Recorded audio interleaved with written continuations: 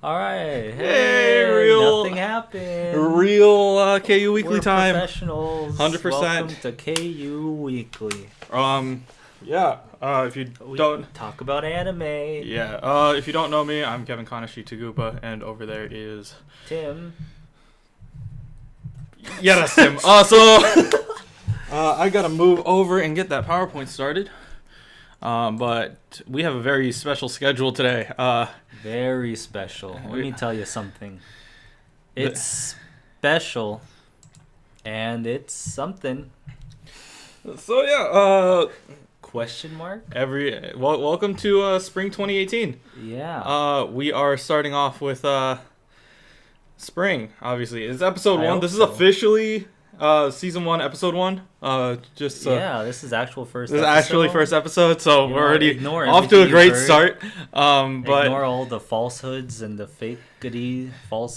falsification, the fake news that have come beforehand. This is the real first episode. This is the real first episode. This is the debut. This is the big kahuna. We'll go over this. Last week's winner for caption. This is Moo Cowface. If you're watching, I know that you watch the stream on occasion. It happens when it does. Mm-hmm. Hey man, he captioned Maho Shoujo Ore, you know. Yeah, Maho Shoujo Ore. Good screenshot. Pick this. You can see what's happening there. He's got some bloody am I allowed to say that? Scrotum on straight. you can say scrot. I mean, singular scrot. One scrot. Isn't it like a multiple scrotums, like a scrot? But it should be. Well, I don't know why one scrotum is. Never mind. This is getting too technical. Welcome to Scrotum Weekly. No. All right. But anyways, yeah. Cowface says only a few more isekai creators left. Soon they'll all be gone. Yeah, definitely playing into our Very our beautiful. likabilities. Hey, it plays into everyone's likabilities. Only people with an IQ over 80 like isekai or dislike isekai. So yeah, we just lost half our fame. Yeah, don't rip. Bye guys. All right, good start to the first. You know what? They can cry in another world. Yeah. So anyways, spring orientation. Yeah. Butter your toast because we're about to run through this first episode. That's right. We said toes. We're into that. No, boy. You can't. No. I'm not into that shit. Hey, what you got against toes in my mouth? Okay, I'll just move on. Best girl. Right now we're gonna be doing a pretty much a discussion piece about our first impressions on the episode. Man's game. First impressions, man. Very important. First impressions, yeah, definitely. Want to make the greatest. You don't want to be that guy that walks into the classroom as a transfer student and you mess up your entire transfer student speech introduction. You're like, "Hey, my name's Chitoge," and then everyone's like, "What? That's a terrible name. That sounds like the name of the worst girl." That's all we just lost out. All right, guys. All right, that's why only Glenn is here. If you take that into consideration. We'll have a slide with one of each of the spring 2018 seasons up. So we'll give what we think about each one. Shows in red might have spoilers. I dedicated a whole section to spoiler section because it does base off of the previous ones. Spoil our viewers. And then pretty much we will be spoiling what happens in episode 1 only because that's what we have to base off of. Yeah, you can assume we usually don't know the background for most of these stuff unless they're like extremely popular or if they're like continuations like Steins Gate. But for obvious reasons, we're not gonna spoil the future episodes just because we're not that smart. Yeah. 100% true. I'm tired as hell. I'm just gonna say that right now. I only got 3 hours of sleep. I'm gonna go run off and go get a Red Bull. So Tim is actually gonna handle the first section of this whole thing, or actually I'm just gonna go take a nap. So here you go. That's your camera. That's stuff. Just here's the mouse. Just click around. Yikes. You have fun, boy. I'm gonna go take a nap now. Bye. All right, well, that's it for KU. We're actually not gonna count Darling in the Franxx as a spring anime. Just want to point that out. Just cause it's oh well, it started in winter, so we're gonna leave it in winter. Alrighty. First one, To Be Heroing. This isn't out yet. It is the sequel of To Be Hero, if I remember correctly. Might be worth checking out. To Be Hero, I think, was a shorter series, so might be fun to watch. I heard it was, from what I remember, I only watched like the first few episodes of the first season, I guess you could call it that. So we'll have to look into it. Obviously, you wait until it airs. Could suck, could be good, but something to look forward to later, as well as FLCL. All right, boys. Kirato Pre-chan. You might not know it, but there's a heart in between the pre and the chan there. Very I thought it was a star. Hey, you know what's a star? It's a heart, whatever. It's just a symbol. It's something, but that's not what matters. What matters is friendship, and Kirato Pre-chan has a bunch of that. As you can see, you have a lot of friends here. It's not Aikatsu friends. You gotta remember that much. But it's basically an idol anime. Put it loosely, I don't want to say cam girls because we get flagged for that, but it's basically a cam girls anime, except they're all like 14 or 15. The more I talk about this, I'm probably gonna get arrested. Overall, though, you can basically call it My Little Pony: Friendship is Magic without the ponies. It's actually pretty alright. I was surprised by it. It wasn't bad at all. Obviously, it's not like action heavy or anything like that. But hey, if you're into like 14-year-old cam girls, this it's the one. It's the one for you. All right, Aikatsu friends. This one's not about cam girls, but it's about idols, and it's about friends, as you can see. I kind of skimmed over this one, to be honest, because it's an idol anime, but like let's put it this way. It's either for young girls who actually watch it because they're interested, or like 30-year-old males who are just living in like their mother's basement and they just want some Aikatsu friends, you know what I'm saying? So animation quality is actually okay for this anime here. It's not too bad. It's not boring. It's certainly engaging. I don't know what else to tell you. I feel like this is like you either love it or hate it kind of thing. It's very sparkly, mucho kire, if my excuse my French. But that's all I can say about Aikatsu friends. It's not bad, but definitely have to be into the genre. All right, next up, Binon Koko Chikyu Boibu Happy Kiss. All right, let me just point out first of all, like this, disregarding the title here, it's I believe it's a parody. I mean, it's a very loose term for parody, but it's got some elements of BL. I'm not gonna go deeper into that. It's a fun anime. It's pretty low effort. It's like a 7 out of 10 so far. It's my first impression. I'm not gonna go too deep into it because I honestly skimmed past some of it, just because I'm not gay, but hey, you'd be into it if you're into that, or if you just like guys in anime having being close, acting as superheroes. I can't really go over to the plot too much as well because it's a bunch of guys. They form a club, like the Earth Defense Club, I believe, and it's like their adventures.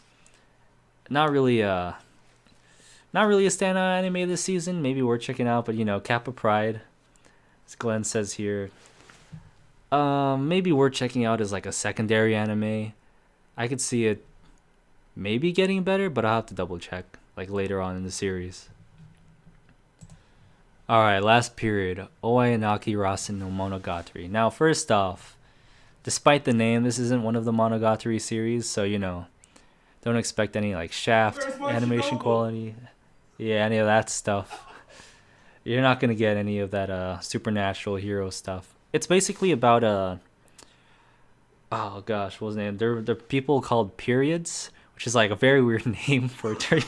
I mean, yeah, they're like there's no menstrual blood or anything, but they're people called periods because they put an end to.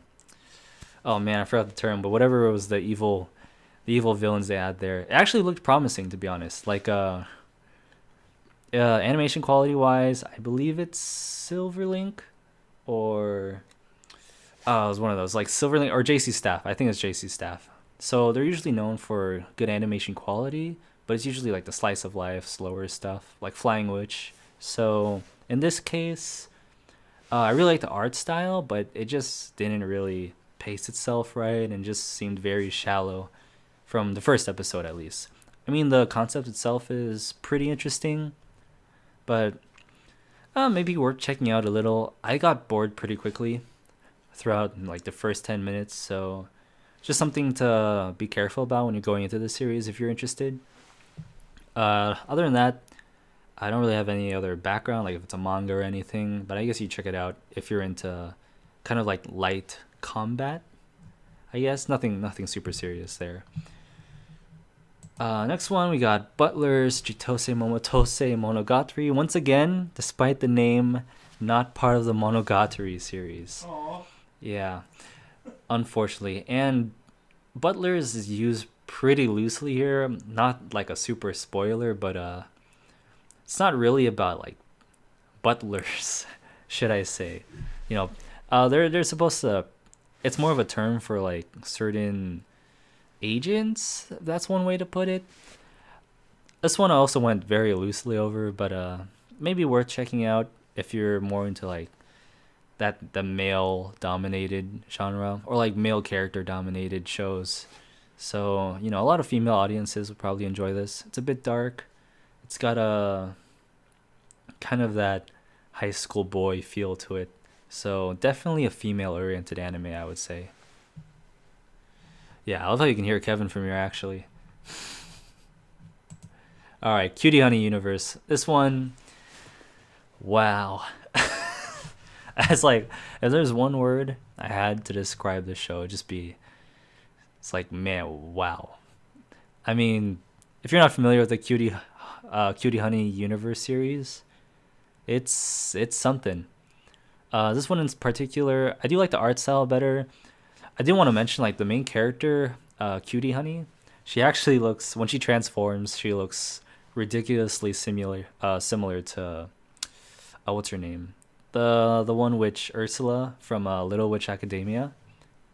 She has a name, Chariot, I think. Shiny Chariot, Chariot, Shiny Chariot. But yeah, they look super similar when they both transform. They got red hair, they got those eyes. I might put just like a comparison image on my account, my Twitter. Yeah, I mean, definitely Little Witch Academia is a lot better than this. I gotta say, like, all you have to know for this anime is that it's like straight up ecchi.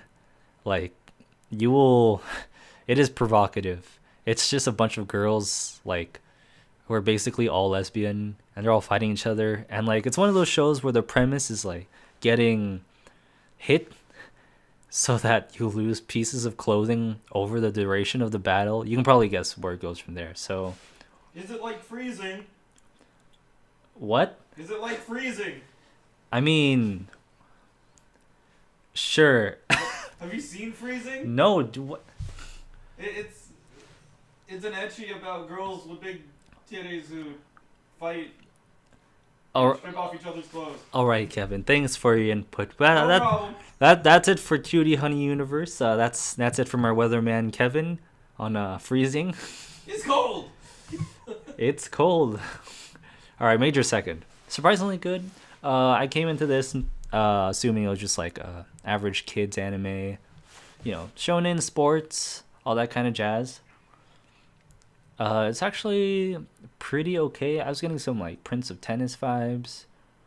Well, actually, no Prince of Tennis vibes. This is more of just a kid who lost like all his passion to play baseball, and then essentially his dad was very popular, so he was encouraged to play baseball because of that. But he sucked at it no matter what he did, so he quit baseball. And it was very sad for a while. And then a rival of his dad, should I say, or a teammate of his dad, he had a son as well, and he just transferred into this guy's school. I think his name's Dango, from what I remember. Anyway, Dango meets this rival kid, and the rival kid's obviously like an ass from the start. He's like, hey, my dad's better than yours, etc. So they're like, oh man, I got beef. And I think it's probably going to go down the way of Dango becoming better just to prove the other guy wrong. So just, baseball anime, you got shonen, you got rivalry. Pretty nice, nicely done. It wasn't pretty boring at points. It's just shonen. And animation quality wasn't that bad. So maybe worth checking out if you're really into like shonen and sports. Definitely geared towards like younger teens though. Alright, Gurazeni, the other baseball anime this season. First off, it's super, like, I think everyone will tell you that's seen this. It was super heavy on internal monologue throughout the entire first episode. So that could put off a lot of people. I actually thought it was pretty interesting in that it focused on, I guess, the real story behind the scenes for baseball, not like the actual baseball sport itself. Like, it doesn't have special moves or like moments where they're really dueling it out.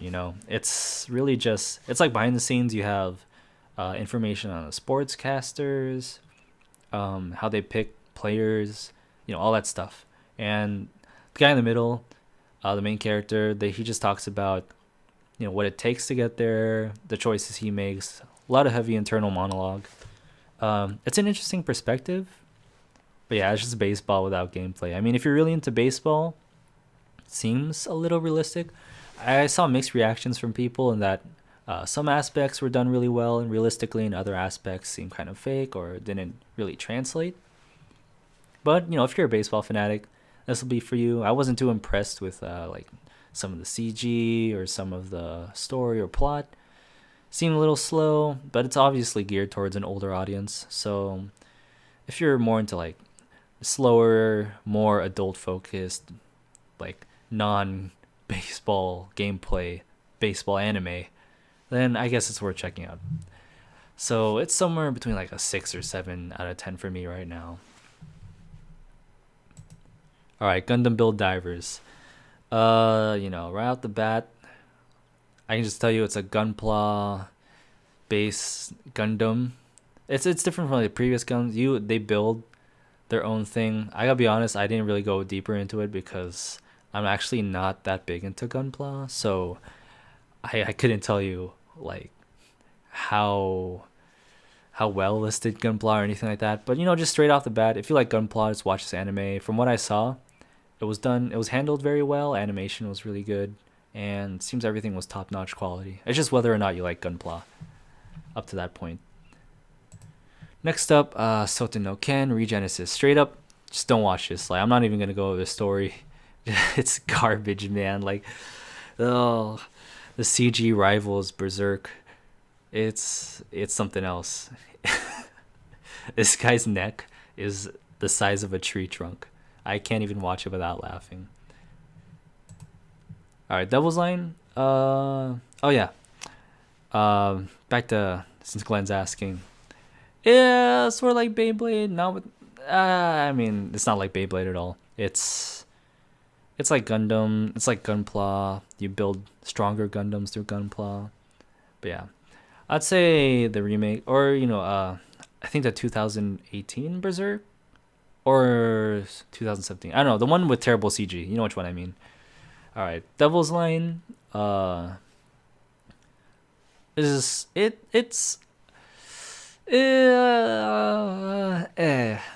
yeah, that reaction right there basically sums up the first episode, I gotta say.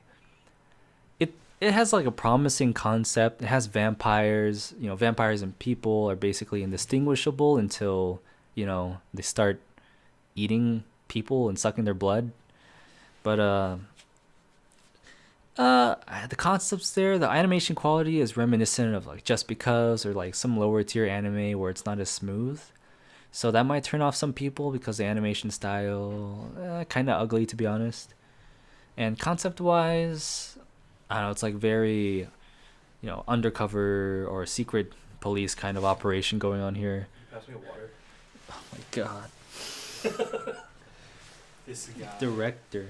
Thanks. All right, well, that's all I gotta say for it. It was a little engaging, but at first I had it at a 7 out of 10. I'm remembering it. I might put it towards a 6 out of 10. Just nothing super spectacular. You could see what they're going for, but definitely worth checking out something else. Let's see. Neil Admirari no Tenbin. There's more to that afterwards, but I forgot the rest of the title. Essentially, this is about a story's kind of convoluted now that I remember it, but I'll try to explain it the best I can. So, plot-wise, basically, you have this girl who she witnessed her younger brother, try to kill himself because a book made him do it. Yeah, I know it sounds a little ridiculous. Like, how does a book make you kill yourself? Basically, there are these books which are like cursed tomes that, upon reading them, they encourage the reader, or they kind of force the reader to, act on those certain emotions. So, in one case, like, in the case of the little brother of the main character, he was reading a book that asked him to light himself on fire, basically. So he lit himself on fire. The special ability after that, after the MC witnessed this, she got pretty traumatized by it, and then she was able to see that these books had auras to them. So the book that her brother read, she realized that it has a flaming aura around it now. So this is a special ability that only a certain people have, and there's a really long name for this, but basically there's like a book hunting bureau by the government that looks for these books and tries to take care of them. Those people from that organization are trying to hire this girl because she has powers to see which books are dangerous. That's basically the main plot of the story. So then from that point, it's pretty okay. I felt like it was handled pretty decently in terms of animation. I was surprised by it. I don't think it's gonna be like, number one this season. But yeah, it's like reverse Death Note, as you put in there. So definitely more information is needed on like why the books exist in the first place. But might be worth checking out later. All I know is that the openings and endings are really nice for this series, and we might talk about that in a future episode. All right, Amanchu Advance. This is basically season 2, I believe, or season 3. It's basically, it's a sequel of the Amanchu. Is it season 2? Yeah. Season 2. All right, season 2 of Amanchu. I forgot because I watched the original Amanchu. It was a while ago, and Amanchu Advance follows up pretty nicely from that. Animation's still pretty much the same. I mean, the first Amanchu, it was not that long ago, so you don't really see like a huge discrepancy between the animation style and like the quality. Other than that, I mean, it's just the same thing. It's just a Manchu, but better. Well, we can't say better yet because it just started. But it's I mean, from that point, if you watch the first Amanchu, definitely watch this Amanchu. Not much to say from there. Comic Girls, actually pretty interesting. A lot of fun characters here. I'm not going to go over the characters' personality traits because that's kind of a big aspect of the show. You can just watch it. It's about a bunch of younger manga artists who try to board together in a room to improve their manga writing skills, or their art as well. So it's just a bunch of girls, in one dorm, I suppose, just trying to better their craft. A lot of cool dynamics. Like one example of a character is she really wants to do children's books, but for some reason all her art ends up being like very erotic, which I found pretty funny. Worth checking out. It's gonna be like one of those light slice of life animes, nothing too heavy. Probably good to watch to recover over like some of the more intense stuff, like Darling in the Franxx, or maybe potentially Golden Kamuy, but we'll go over that later. All right, next up we got Piano no Mori. Now, Piano no Mori, it is a movie, and I think most people are going to tell you that the original movie in 2007 is worth watching first. So far, the series doesn't look that bad, though. I mean, it's pretty faithful. Some people don't like the CG in it. I personally thought, I mean, it is off-putting, but once you get used to CG, it's all right. It's not great. I mean, it's not going to be better than like Love Live CG or like Idol CG, but I think when you watch enough CG, you get to a point where, you know, this is okay. You're definitely not used to it. It's definitely reminiscent of like some of those fake Idol videos, like, am I allowed to say that, like MMDs or like MVs? Well, let's say like anime MVs of like idols. Like fan-made ones. Fan-made ones, you know, those like I guess they're called MMDs, just the pre-made, or they just have characters imported into like a session, and there's like 3D CG models that follow certain choreo. That's basically what it feels like in here. It's nothing too spectacular, but I do like the story, I do like the concept, and I probably would recommend watching the movie first, though. That's probably it for this so far. It is looking good so far, though. Definitely at least a 7. Alright, Caligula. This is basically WTF the anime. So far, I mean, it's based off a game that no one I know has played, and that's probably the case for everyone else. But it was something. It was confusing. Like I really can't give too much detail into it until the second episode comes out, or until more description or background comes in. But yeah, it might surprise people. I think it was very like psychology heavy and very dialogue heavy in the start, but I think it all comes together. Like I don't think any detail is wasted yet. They definitely set it up that way with like heavy dialogue and heavy background just to lead up to a point. But it's definitely way too confusing right now to to really give it a fair rating or fair description. So probably worth checking out. That's a big question mark. This is question mark the anime. Alright, Tara-kun wa koi wo shinai, or basically Tara-kun never falls in love. This is it's pretty self-explanatory. You got a guy here, he's pretty stern, and he's not really affected by he's pretty emotionless as well. He meets, basically the plot of the first episode, he meets this girl who's lost. She's like a tourist, she's blonde. She speaks Japanese fairly well, though, surprisingly. I guess she's because, I don't know, white anime. People in Japan know how to speak Japanese. Yeah, dude, everyone knows how to speak Japanese the second you enter Japan, apparently. So he meets her. He's trying to take a picture, and then she ends up in all of his photos, and he's like, hey, man, why you all in my photos and everything? And then she notices him, and she's like, hey, can you take my picture because my camera's broken or something like that. And he's like, well, how am I supposed to send you the picture? She just gives him like his SD card. Afterwards, she keeps running into problems because he's pretty useless. Is that the right word for it? Or, she doesn't really know what she's doing. And the guy just meets her in random places. Like, it starts raining and she doesn't have an umbrella. So he finds her. It's like, hey, here's an umbrella. Eventually, you can start telling where this is going. He's probably going to fall in love with her, blah, blah, blah. But it was done pretty nicely. I like the art style. Definitely very Doga Kobo. Maybe worth checking out. If you're into romance, it's definitely one of the top romances to check out so far. Alright. Okay. This is where Kevin comes in.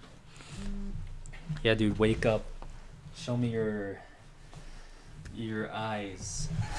Is that racist? Can I say that? I don't know if you could say that. Can I say that on stream? Flagged. Come on, bro. Wait, come on, bro. Come on. There you go. Okay. All right. Where is my map? Oh, it's over here. Where are your fingers? Yeah, I just tagged you in like 50 things. Sorry about that. Social media, boys. Yep. Here we go. Okay. Doriku. I just watched this. Did you just watch it? It was just released right now, so I watched it. Oh, what do you think? I thought it was okay. Honestly, I thought I think that it has great. It has potential to do something ridiculously weird. So essentially, I don't know where it's gonna, because it seems very predictable, like where it's gonna go. It's just gonna be a bunch of people like getting revenge on each other, except for the main character, which might get the main character. Yeah, that's what I'm. They're hinting towards something like some weird development, I guess, where she's gonna have to do something or whatever. Yeah. So essentially, this anime is you put a mouth guard into two people's mouths, you make a contest, and then loser becomes the winner's slave. That is. Yeah, because it on a basic level. So essentially you can like get revenge on people by rigging a game. Essentially it just makes people everybody's slave, but the two in the middle there, the guy makes kind of has a deal with the girl right above him and says if I'm going to make a ton of bets, but if I lose, I want you to make a bet that you will never lose and pull me out. So it's pretty much a bailout method. It's an interesting kind of. It's a little interesting to see like why she accepted, but they just say it's because she felt like it, basically. But like at the end of the thing, it says like, "Oh, I regretted the decision," but yeah, that's what the whole story's about. The whole story's about figuring out why you regret your problems. #anime. It's just gonna be something dark. We'll see. Yeah. 3D moving on, Kanojo. 3D Kanojo. This is giving me a the world God only knows kind of vibe. Really? Where it's like how about a Chunibyo kind of vibe? Yeah, it's kind of the same. Like it's a bit of both. I'm getting some Golden Time vibe as well, sort of. I don't know. Yeah, a little bit. It's like I mean, to explain it, you have like an otaku guy and a delinquent girl. They obviously hate each other because they come from different backgrounds, and what they on the outside what they stand for is completely contrasting, but they're actually more similar than they think. And that's basically the romance between them is two dysfunctional outsiders finding middle ground and finding finding love, something like that. 3D Kanojo, 3D girlfriend. Yeah, you probably guess where it's going, but it seems pretty alright. Yeah. Jushinki Pandora. Yeah, there's no extra. Yeah, that's whatever. So Jushinki Pandora. Let me just say the first scene looked really good. It looked very promising, like super promising. I was like, wow, this could be like, what was that name? Like Titan AE or something, or like Treasure Planet. Yeah. It like something good. It's like, nope.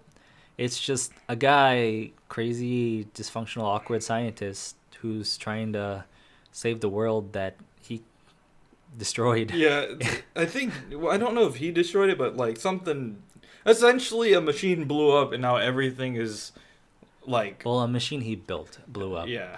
And then he's trying to create a machine that he can blow up to blow up everything else.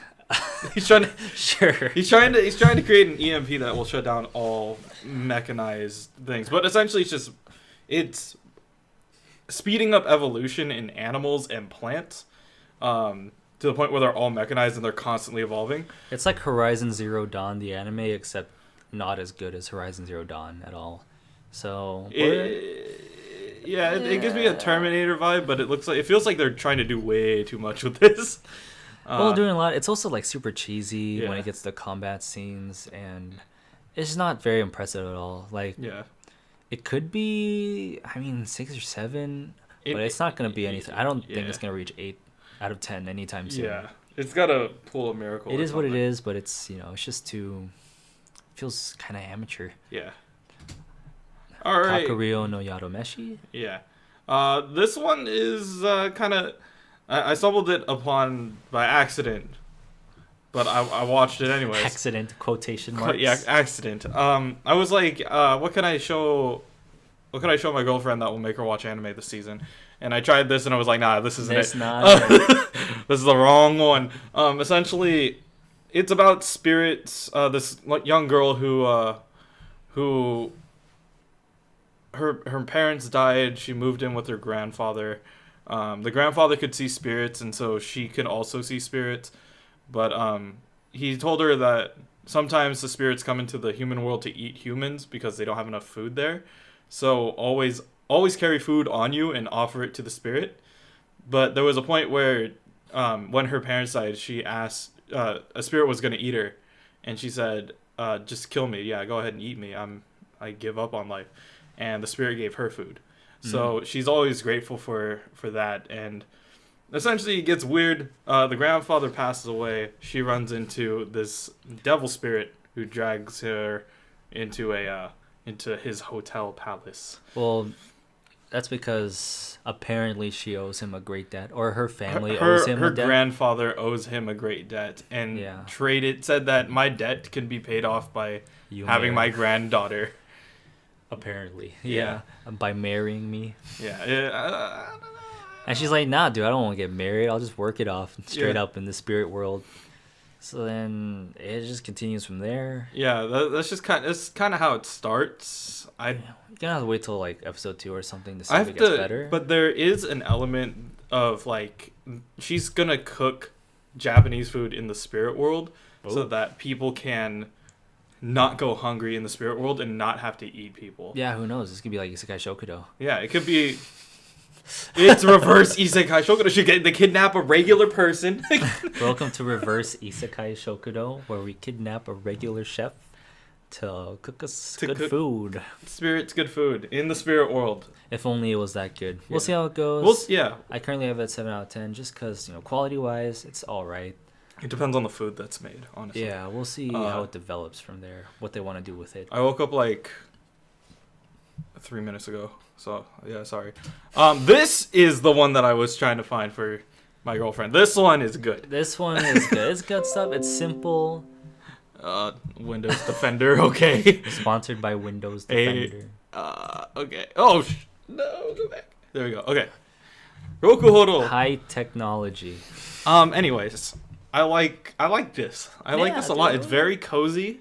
So it's about 5 dudes who run like a small cafe. Yeah, really you get some like light working themes, except all guys, all dudes, no romance. Yeah, just slice of life, good food, chill. It's in the spring. I assume they're gonna have like a new person who visits the cafe each time. It gives that kind of vibe. So it's probably like an episodic, just welcome to our cafe kind of anime. Yeah, and I definitely see this becoming another food anime of the season. But we'll eventually get to the big one. We all know where this is going. There might actually be another food anime other than the big one, but we'll get to that. High School DxD Hero. I watched this last night, and if you've seen any High School DxD ever, you're not missing out on anything. I'm just saying right now. Same characters are there. Everybody knows the appeal of High School DxD or DD. It's pretty much boobies. And this. What does a DxD even stand for, dude? Dragon Dicks. Doujinshi. Essentially, the dude in the middle has a glove that turns him into the Red Crimson Dragon. Maybe it means high school dude. High school dude, dragon dude. No, it's just dude, like the X is U. Yeah. Dude. But yeah, essentially he gets his powers by being a perv, and then he's controlled by boobs. That's the only way how to tame the dragon. I'm not kidding. If you know what I mean. It's literal. To tame the dragon. Hint. Yeah. If you watch any High School DxD, you want more random High School DxD, go for it. This is it. It picks up right where it left off, and I would say, if you like the series, go for it. If not, pass on it. You're totally down for that. You know how it is. Okay. Mao Shoujo Ore. Everyone knows what's up. It's the pop team epic of the season for sure. 2 girls. Well, straight off the bat. 2 girls. 2 girls, question mark. Voiced by probably a girl and a guy each season. Or each episode, You know how it is. Well, yeah. Each episode. You got girl voice actors. You got male voice actors for the same character. Yeah. You got magical girl parodies. Yeah. You got Yakuza grandmother fairy fairy grandmother. Fairy grandmother. Yeah. Grandmother fairy godmother. If you've seen Madoka, you could say that Kyubey turned into like a rough Yakuza guy. Yeah, man, if you've seen Sailor Moon, there's definitely a good combat scene here for you. Yeah, exactly. No blood. No blood. Where's the black? You know, very, very light. Yeah. Well, anyways, I think it's a great parody. Yeah, it's worth watching. It's like Konosuba Pop Team Epic mixed together, a parody of Mahou shoujo anime. Yeah, of just like the regular basic you can't really, magical girls. If you just have to know about Mahou shoujo anime and the tropes they have, and then you go into this, you'll get be a treat. Yeah. Other than that, we don't really have any other context to give you. All right, moving on. We got Hinamatsuri. Hinamatsuri is probably gonna be like surprise star of the season. Yeah, I want to say. I totally agree with you on that. It's just funny, dude. It's so funny. It is a good ass anime. It's straight up. Yeah. It gets my damn good anime award. Yeah. So, I like it. I like it a lot. Definitely, I wouldn't say it's not a parody. It's just funny. It's original. It's got comedic timing. It's just got like great character reactions as well. Yeah. Animation quality is solid enough. I won't say it's like they have moments where it's like it really shines, but it's mostly you get like Gintama vibes, I want to say, and then some other like dry, crude humor that works very well for I don't know, just what they do. It's very simple at times, but it's dry humor and crude humor. So yeah, just to give you a background on Hinamatsuri, Hina is an alien from outer space, kinda. She's got some. I don't think we know that. She's got some power. I thought she was from the past, or from a different universe. Yeah. So it might be in a reverse isekai. Yeah, another one. But no, not reverse. It might be in. Well, she gets dropped. It's a reverse isekai. It's a reverse isekai. She gets dropped into the regular world. Yeah. Yeah. But essentially, she gets dropped into this regular world. She has superpowers like telekinetic abilities. Dropped into the house. Abilities, gets dropped into the house of a Yakuza member who collects vases. Yeah. He's a pretty high tiered. Yeah, Yakuza. He's not the boss. He's like third. Yeah, but he's up there. Yeah, he's like a good third, condo. Yeah, he's one of the big body guys.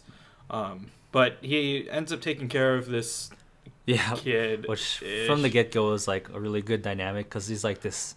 Like hardcore Yakuza guy, but he's actually really nice. He's actually nice. He's soft-hearted. Soft-hearted. He's a very good boy.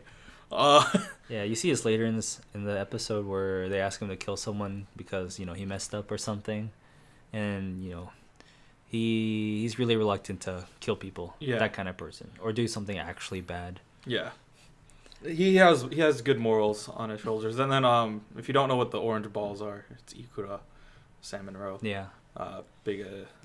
Which Hina loves Ikura. Other than that, I mean, I don't think we should go like too deep into spoilers for it. It's just funny. It's a good show. Just watch it. Like from the start, I think you'll be hooked.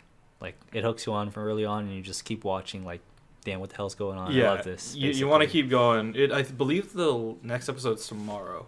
Yeah. Right? So get hype. I'm definitely looking forward to the episode. Yeah. Okay, moving on. Uma Musume Pretty Derby. We had a huge Pretty Derby or Pretty Dirty. I mean, horse. Okay. All right. We could definitely see where Japan was going with this. Yeah. Straight up, the concept is just girls are like half horse, half. Well, okay, no, they're not. They're mostly horse. No, they're mostly. They're mostly girl. They just happen to have horse ears and a tail. Yeah, they're just. Fursonas. Horsonas? Oh, Jesus. Oh, we'll get into that later. Essentially, girls are very fast. Horses. Yeah, they're fast. Their legs. Because they have horse genetics. They have horse genetics. This is not going well. I mean, they tried to explain it somehow. They're like, horse girls were made, and now it's a thing. Okay, they're fast. They don't have hooves or anything. They look like normal girls except with a horse tail and horse ears. Yeah. And they run very fast. And the goal of the anime, or the plot of the anime, is that all of the girls like this, they race each other. The main character's name is Special Week. Apparently, because every week is a special week. If you're a horse girl, apparently you're not allowed to have a normal name in society. Yeah, well, then again, like all the horses in horse racing have like weird names. Like, yeah, it is based off of actual horses. Yeah, from what I know. So and Japan loves horse racing. Special silence. I was special silence. Shut up, Neko. They actually have a thing where when Uma Musume was first coming out, they put up a name generator where you put in your name. Oh man, really? And I put in my name, and it came up as Special Silence. And I'm like, no, I don't want that name. But yeah, I guess I'm Special Silence. I should have tried that out. I didn't see it. Yeah, I'll post it somewhere. What name I would have been? Tiny Lover. The usual. Arrested. All right, but basically, it's a decent cast. It's pretty positive. For the most part, it looks pretty interesting. I want to say animation quality is, of course, going to be good. It's a PA Works title. And I think that ending song is pretty lit. Yeah, it's animation like production quality wise, it's done very well because it's from like a big studio. But it feels like it's kind of all over the place, but yeah, that's racing at least they do the racing well. I think racing is good. I think the idol part was kind of random. The idol part is like they have an idol aspect to this, which seems very forced, to put it bluntly. Other than that, it's very horsed. All right, next show. All right, we're gonna talk about Golden Kamuy. We're going from pretty horse girls to slaughtering this bears. Has nothing. You can't segue into Native American anime. Native American. Well, no, okay, not Native American. Like Native Japanese. Native Japanese.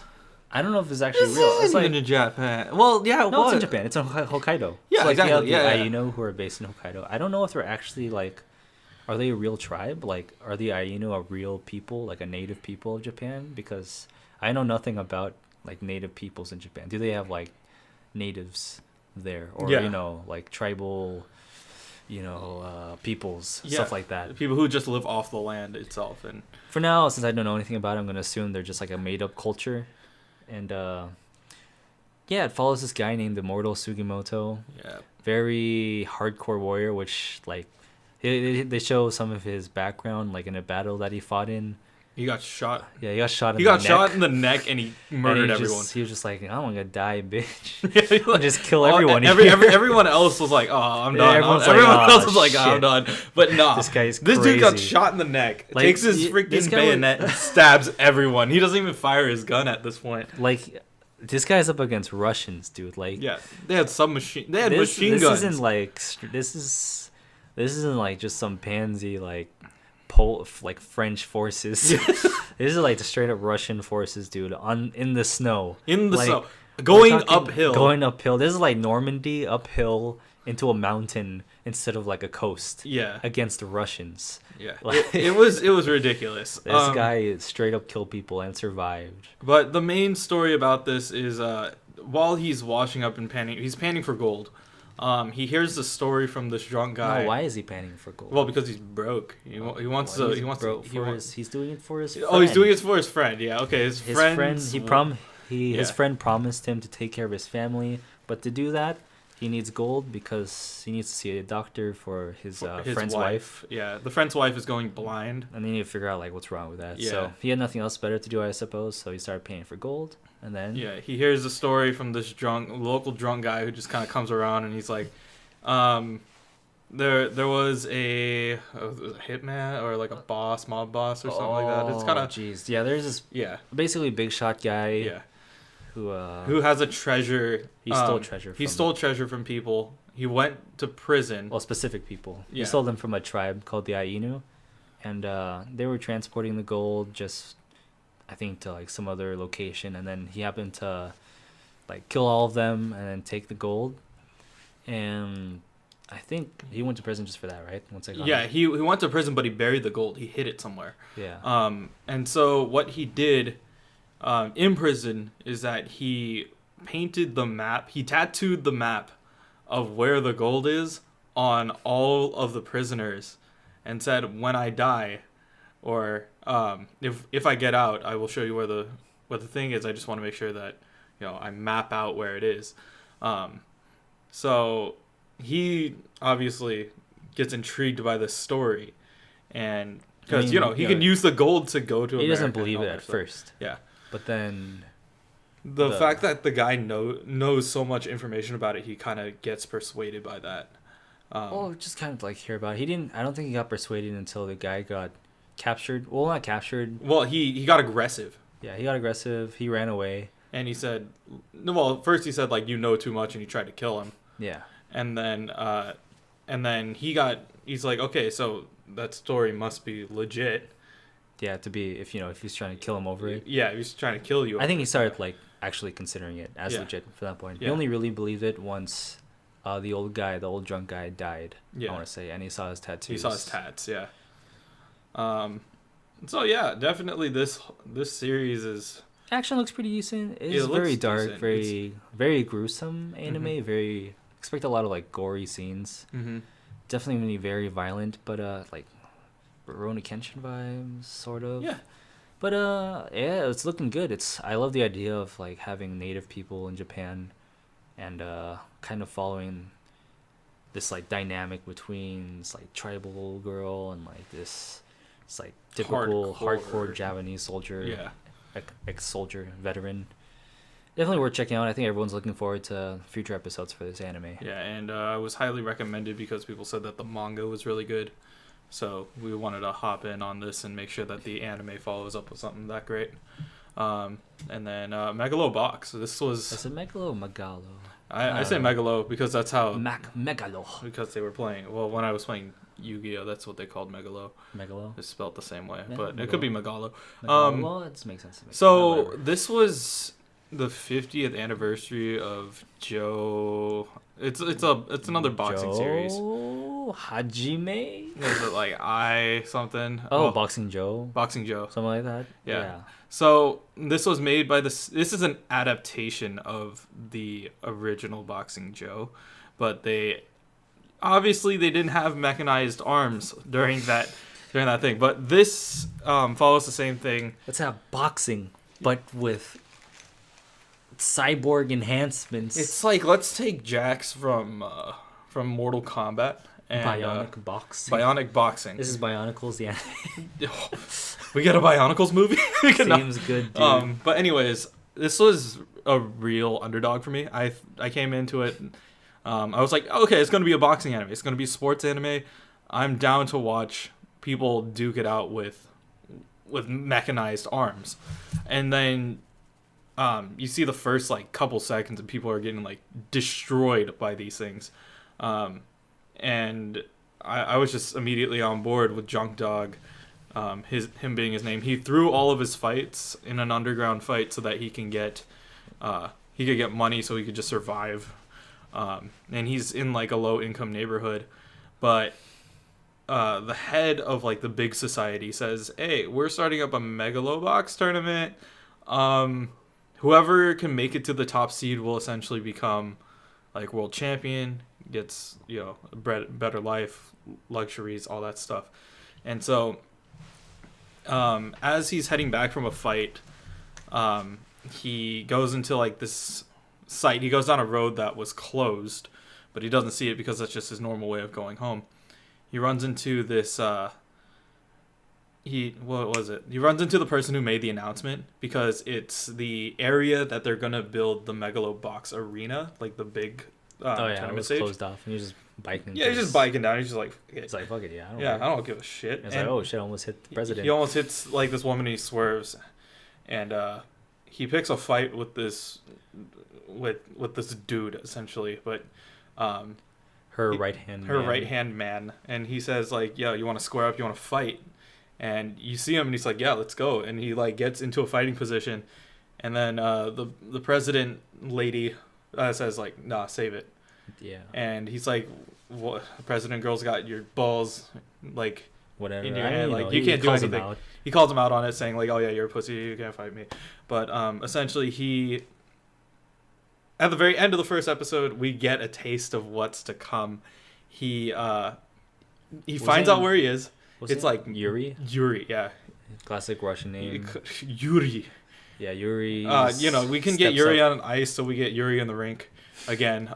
No, but feels good. He's like the world champion megaloboxer, and he wants to fight Junk Dog because he called him out on it.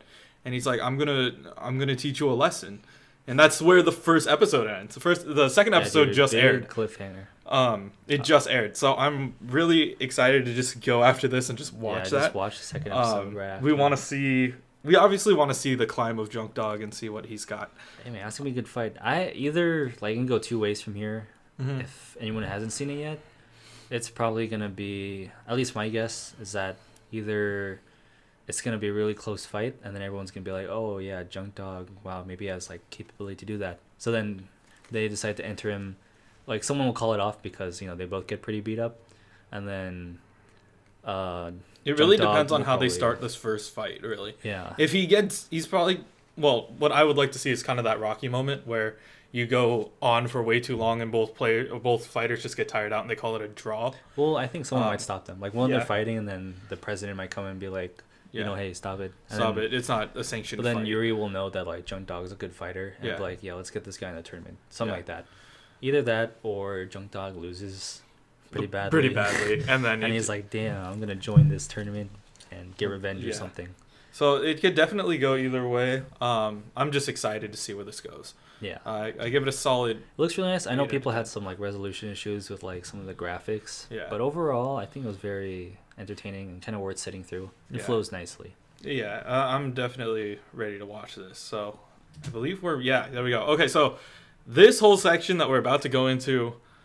Spoilers. We technically spoiled like the last 10 These ones are either tied to a game, tied to another series, or tied to some other things that we might be giving away more spoilers than usual. So, if we'll give it a solid couple of seconds. You'll see the title, and then if you want to pause it, you can, and then we'll go into our discussion. So our first one will be Lupin the Third Part 5. So we'll just give you guys a couple seconds. If you want to mute this, go ahead. We're going to be talking about Lupin Lupin Part 5. So Lupin the Third. Lupin the Third Part 5. 3.5. We will be we'll start. So I mean, what's there to spoil about this? It doesn't really. I don't think it leaves off from 2015. It doesn't leave off from 2015. It's still episodic. Yeah, but it still feels like Lupin. I think it's the most important. Is Lupin? Yeah, of course. Like they haven't done any major changes. The only thing that I was gonna say is a spoiler-ish. It came in kind of the it came in the, how can I say it? Like the preview kind of thing. He does meet either the ghost or he runs into his great-grandfather or his grandfather, who is Arsène Lupin the First. That's pretty neat. So he might be butting heads with the ghost of his grandfather, or even his grandfather in general. I didn't hear about this. But yeah, that's why they're back. They're in France this time. This is. Are they in France? They're in France this time. The 2015 one was in Italy. So this is focused around France. France, yes. That's weird because I remember they were gonna take like an airport or something. Yeah, they took an airport. He went to Blonda in episode 2. Yeah, he went to Blonda only to escape jurisdiction from. But they started in France. They started in France, yeah. Okay. So they were waiting for that Lupin game to finish, which was in the first episode. But should we go over the first episode first? Well, let's not mention episode 2. Yeah, we'll just not mention episode 2. So essentially, they pick up. Lupin hears about this treasure, runs into Ami. Her name's Ami, not Amy. Well, I think the important part is that the treasure this time is in the form of like, well, not really cryptocurrency, but like online funds. Online, yeah. Kind of like it's an online bank accounts. Yeah, of all these rich people consolidated in like one super bank. Yeah. One server, basically. Yeah, and the one who's holding the keys is Ami, who happens to be like this hacker girl. You know, I mean, you can probably tell what kind of character she is. She's just like introverted, nerdy hacker girl. But she's not quirky. That's the important thing. She's not quirky. She's reserved. She knows what. How can I say it? She's very straightforward, blunt. Well, kinda. Blunt, but it's more like. She has to be very efficient. Like she's very logic based, right minded. You see that she doesn't really have that many emotions. She doesn't really understand them either. She was probably like in isolation for a while. The first episode, like the plot focuses on them at first trying to get to Ami to get the keys, because she's the hacker that's responsible for, I guess, whatever their objective was in the building, the Twin Towers. But afterwards, like, they cut a deal where he realized Ami was basically being trapped there, and she couldn't leave out of her own volition. So it's like, hey, let's escape, blah blah blah, and he escapes with Ami and all the rich people's money. Yep. Like usual Lupin status. And then there's just the interesting thing about this first episode. You do see a lot of references to like the latest technology. You see a lot of smartphones, YouTube, online stuff, which I think is very nice. How it's like timeless. It reinforces the timelessness of Lupin is forever timeless. He just gets along with whatever. He just gets smarter. He gets smarter. He's always smarter. And then the cool thing, obviously, about the Lupin series is that it keeps the same group, pretty much keeps the same cast.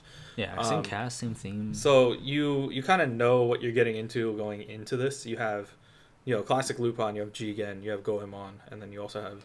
Yeah, in a way, it's like similar to like Detective Conan in that sense. Yeah, which is why these two have actually butted heads. Conan and Lupin they're just classic. They do what they do all the time, and they do it well. So, not much spoilers for that, other than the plot that we mentioned. Definitely worth checking out though. It's just the usual Lupin. Not really blowing your mind, but definitely enjoyable. Yep, that's the best way to put it. All right, we'll be moving on. Leighton Mysteries. Okay. We'll give you some time. I want to say could be. Okay, first off, it was good. Mm-hmm. I think it was just good. Like the first episode, an example, it does what Leighton does best, where you have wholesome stories that, at first it seems kind of shady, and then you realize it's like either something like wholesome or very sad for like the actual answer or solution to the puzzle. In this case, this is Leighton's daughter. I actually don't know why Leighton has a daughter. Oh, I read it up a while ago, but I forgot. I still don't know the mom. I know. Well, we always know that it's Leighton's daughter. The mom. We expected the mom to be that girl in the yellow coat. What, Emmy? Yeah, we thought it was gonna be Emmy, but it's not. Emmy's like 10 years, right? She's younger? Like 8 years younger than Leighton. Something like that, yeah, but still younger. Yeah. First of all, you're wondering like who's the mom? Who's the mom? Is it Luke? It's not Luke. It's Luke, boy. No. No. That's not how this works. Luke es mi madre. All right, but it's not Luke. I don't know. Not enough fanfics for that. But yeah, it feels like okay. So, there's enough fanfics for that, but we're just gonna ignore that. Basically, what's her name? Leighton. Catriel. Catriel. Yeah, Catriel. Catriel. Catriel. I feel it's Catriel. It wouldn't be Catria. That's Catriel. It's like more of a Leighton name. Yeah, it's got more French. That sounds like something that Leighton would name his kid. So Catriel Leighton did we confirm that that's Leighton's daughter? Yeah, it is confirmed because she says it herself. Well, yeah, but I mean, doesn't mean like she could be impersonating. No, but it's like it's built into. She has her own standalone game as well. Okay, and that ties her into Leighton's backstory. Game, right? Was that on DS or on it's on 3DS. Okay. I want to see her brother. Canon? This is canon, I believe. I don't know about the brother story, but I want the brother to be in at least one episode. I would hope to see Alfendi Leighton at one point. I feel like Alfendi. Was that canon? I feel like that was more canon. I don't know. I'm not too deep into like the future Leighton aspects, but anyways, based on the show alone, pretty interesting dynamic here. You just have the usual upbeat, not easygoing, but like fast-paced Catriel Leighton, who lives in her father's shadow constantly because everyone knows Professor Leighton, and she's like, hey, I can solve puzzles too. She's pretty smart actually. It's just the way she still solves puzzles is more like matter of fact, like kind of like Detective Conan, like, hey, I did this, rather than just like cool, calm, collected. Yeah. It's like, hey, Luke, you should know this answer. Yeah. Because like Leighton, you already assume he knows the answer, but then when she gives you the answer, it's like in your face kind of thing. Yeah. They're both smart though. Other than that, I called it Dora the Explorer, but like higher IQ. Yeah. It's a good anime. It's definitely all ages kind of thing. If you're a fan of Leighton series, definitely worth checking out. Same kind of. It didn't seem like super dark yet, or not yet. I would expect there to be another story that is super dark. Yeah, we don't have a main plot. We have a subplot right now. We kind of have it. It's more of an episodic kind of thing right now. Yeah, it's like the introduction to characters and maybe just like using this subplot in this episode to explain or to like showcase how they act in certain situations. Yeah, or like who's who. Like you have the dog that talks. Yeah, we all want to see Leighton at some point show up. We want to. Like, either Leighton, Alfendi. I wouldn't mind seeing Alfendi Leighton come back. This is like that Supergirl series on CW, and you're waiting for Superman to show up.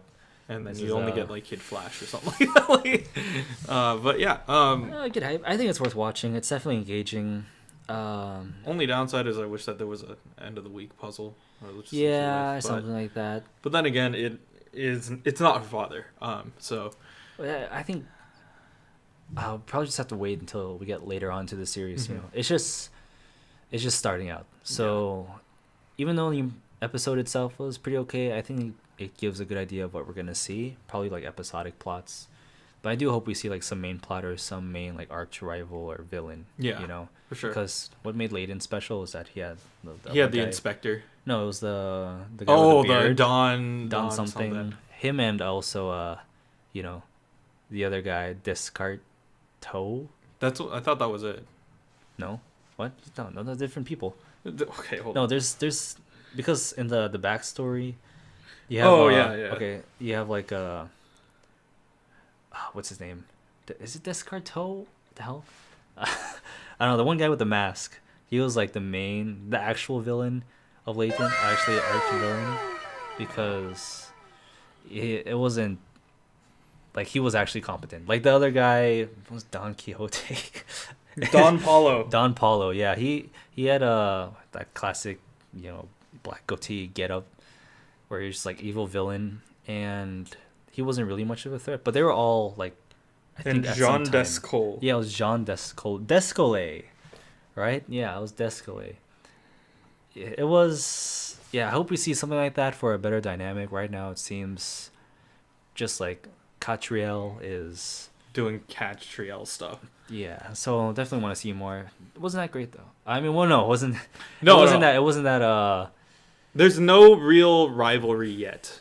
It wasn't that big. Yeah. Nothing but big. It's more of just introducing the characters at first. We're getting used to Leighton herself as a character and kind of. Yeah, we just got a taste of her latent power. Yeah. Okay, next. Moving on. Thank you. Thanks for the follow, by the way. Yeah, man. Thanks for following. We will be continuing on. We are C7. Wait. We are into the is that a reference to the Chinese movie C7? One can hope. All right. Shokugeki boys. Where's my Food Wars? Season 3 part 2. Not season 4. You freaks. Man, if we were going by that logic, it'd be like season 6 or something like that. This is technically this would be season 1 part 2. No, there was no season 1 part 2. And then you have season 2, and then season 2 part 2. Yeah, and then season 3 and season 3 part 2. So this is season 5. Season 5. If you want to be low IQ. Yeah. But yeah, it picks up right where it left off. Luckily, no time skips. Yeah, no time skips. Just straight into. There's a lot of flashback. Where are they right now? They're about to do the... They're about to... Well, Erina says, like, I will lead... You guys against the... Lead you guys against Asami. I think they're having those main battles or something. Yeah, there was a battle. I remember. I'm reading the manga right now, so I'm ahead. I don't want to spoil anything. Yeah. So I'll let you take care of, like, just the plot summary. Yeah, so the plot summary for this is we learn... We get recapped a little bit about why Erina is... a troubled little girl, why she looks up to Sojiro, who is Soma's dad, or whatever his name is. Joichiro? Joji? Joichiro? Yeah. Is it Joichiro? Joji. Okay. Seems good. Hamburger, please. No. Can I have a hamburger risotto, please? It's a match. No, like apple risotto. Apple risotto. But seems good, dude. Anyways, It's called oatmeal. Yeah. Right. Come on, bro. But yeah, Erina says after what is it? Soma cooks up something with a frozen egg. It's a special ingredient. What? He freezes an egg, and he deep fries the egg. For what again? For a cook. So it was Erina challenged, or not challenged him. He just said like, oh, I'm heating up something, and he made the. Was egg. it at the house? It was at the house. It was at it was door. Like the. I'm trying to remember this. Yeah, they're at the house. This is after. This is after Asami figures out that Soma's dad is. Yeah, and Arina figures out Soma's dad. Soma's dad as well. Yeah. Did they have the talk where they talk about like they go into the room? Yeah. All right. And. Recap this episode. Yasato and. Hey, what's up, Sushi Bento? Yeah, in a league game. Okay, we're Dota fans over here. Sorry, we don't get out of here. Just kidding. No, I don't know league that well. For the come back to me when you want to talk Adventure Time Battle Party. But yeah, pretty much same old Shokugeki. Yeah, you know, looking good as usual. Yeah, just a good series overall. Hype, food, ecchi. What more can you ask exactly. for? You don't have to go into detail. Yeah, it's Shokugeki no Soma. But definitely worth keeping up with, I should say. Because where I am in the manga right now, this series gets hella good, man. So yeah, we will be moving on. Sword Art. Our boys Gun Gale. No Sinon yet, but you know, it's gonna be nice. I have a good feeling about Same. this. I think that this has. I don't have like a great feeling about. It's not like, you know, wow, it's blowing me out of my mind. Maybe later. Like I expect them to have good scenes, good action scenes, because A1, especially in like Sword Art series, they do really good action scenes. It's animated very well. If anything they do right, it's the combat. And you get a taste of that in the first episode. Very a lot of action, actually. Lots of it. Well, it's all action pretty much, except for literally the last couple seconds.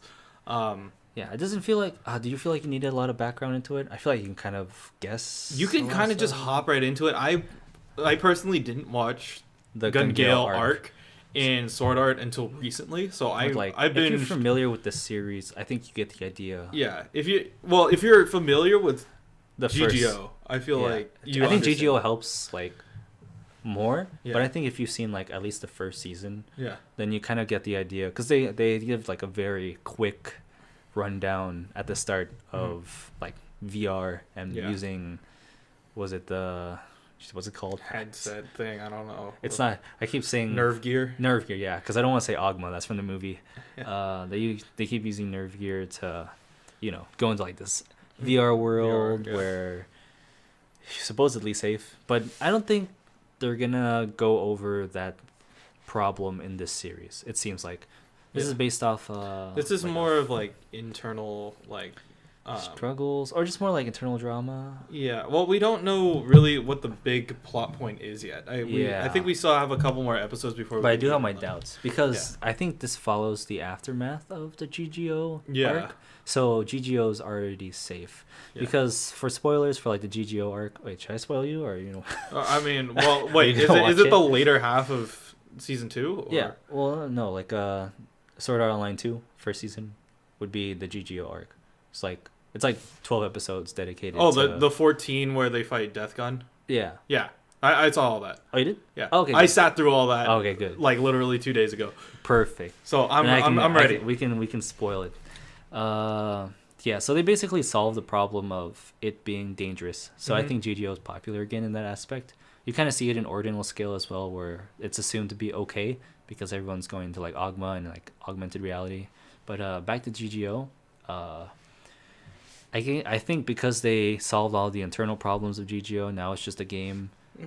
So and people can just have fun in the game. Yeah, people have fun now. It's not like a meta plot where it's about taking down GGO. It just takes place in GGO. But I think the plot this time is going to take place with the characters involved, at least so far, because it seems like the main plot point is that you have a girl who's unusually tall, and she's insecure about her height, so she creates this lowly character in GGO to feel better about herself because she wants to be shorter. Yeah.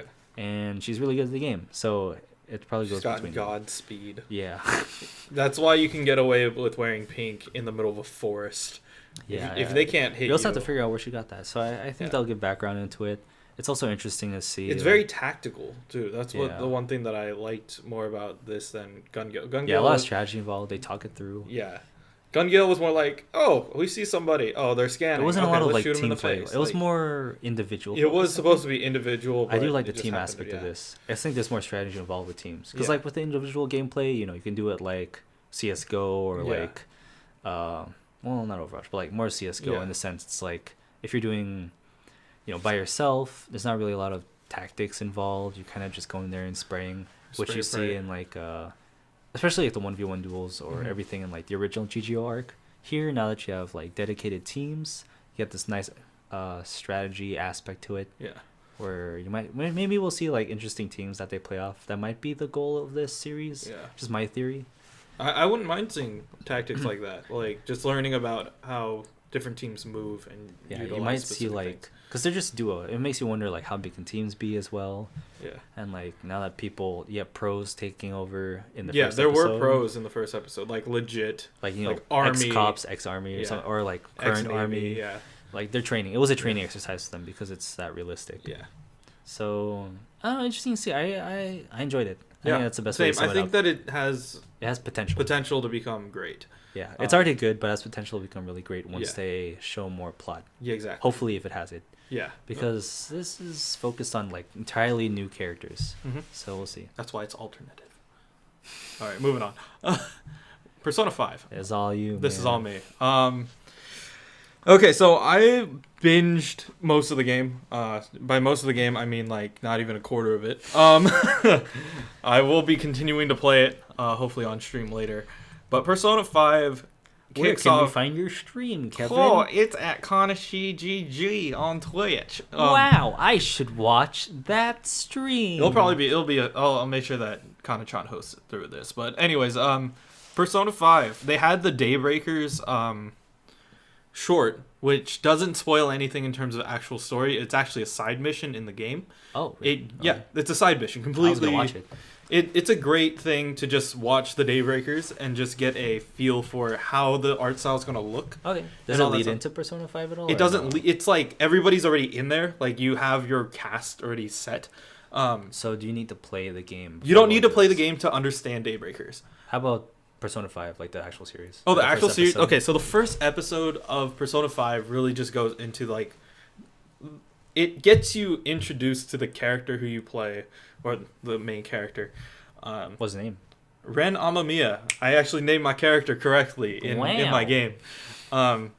He actually has another name. It's like Akira something, but everybody's going to be Akira, yeah. So, essentially, Ren Amamiya, he stops... Okay, so this is the most, like, screwed up thing ever. He prevents a rape.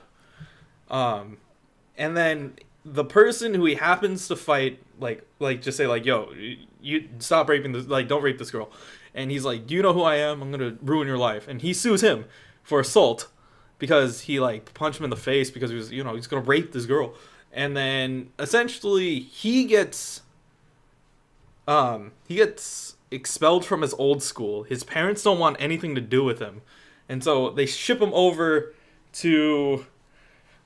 Yojengohara or something like that. It's like a Sanjegahara is the actual place. Senjogahara, something like that. Yeah, Senjogahara is the girl from So Johan.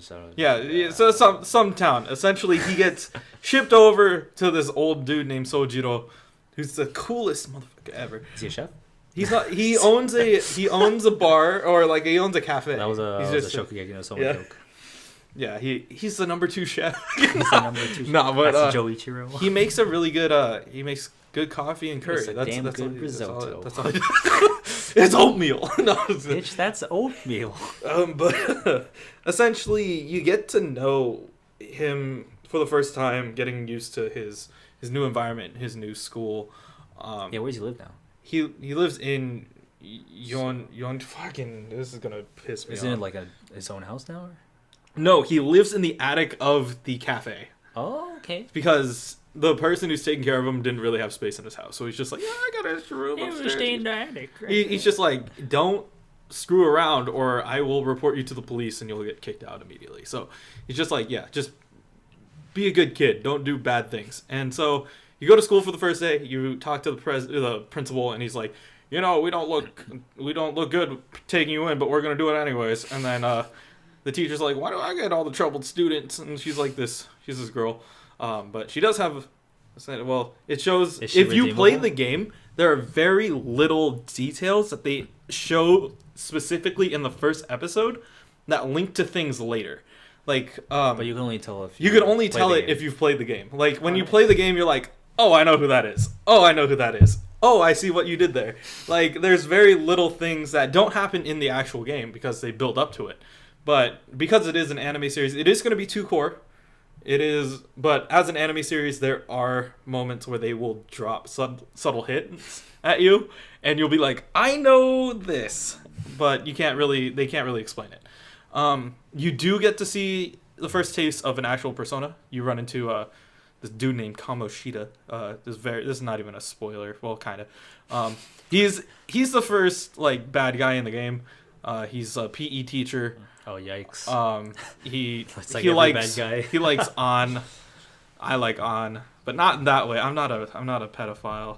Dream Casper, hit me up. Just kidding. Don't bring that Overwatch League stuff. Anyways, he picks up on Rainy Day. Very beautiful art for sure. Like this, when it comes to Persona 5, it's very artistically like. Hey, shout out to A1. Really focused on their art style, and they really execute it well in Persona 5. A1 did a good job, you would say. All right. Of course, like it's not. Well, it is easy to mess up Persona 5's aesthetic, but it has a very set aesthetic. Yeah. So as long as you follow that, you're pretty much good to go. Sweet. As for Persona 5, I would say it's not as edgy as Persona 3, but it's not as happy as Persona 4. It's right in the middle. It's the perfect balance. Perfect edge. Perfect edge. But yeah, definitely. Nope, that's check it out if Shoujo site. If you played the edgiest anime of the season. If you played it, go for it. If you haven't played it, you will still like it. You can follow it. I'm pretty sure that it will go over the entire game over the course of this core. Sweet. Which is exactly what Persona 4 did.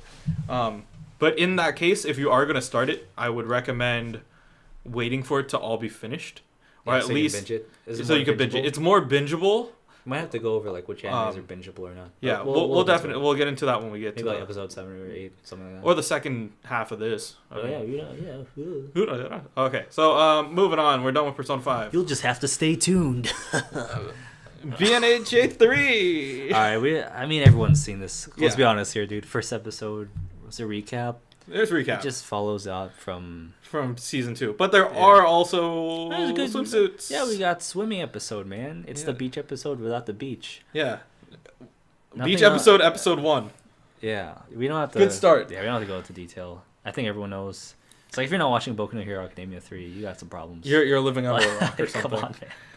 Let's just be honest. So yeah, Hero Academy. It's looking good. It's looking good. I don't read the manga, so I'm definitely looking forward to what happens. Yeah.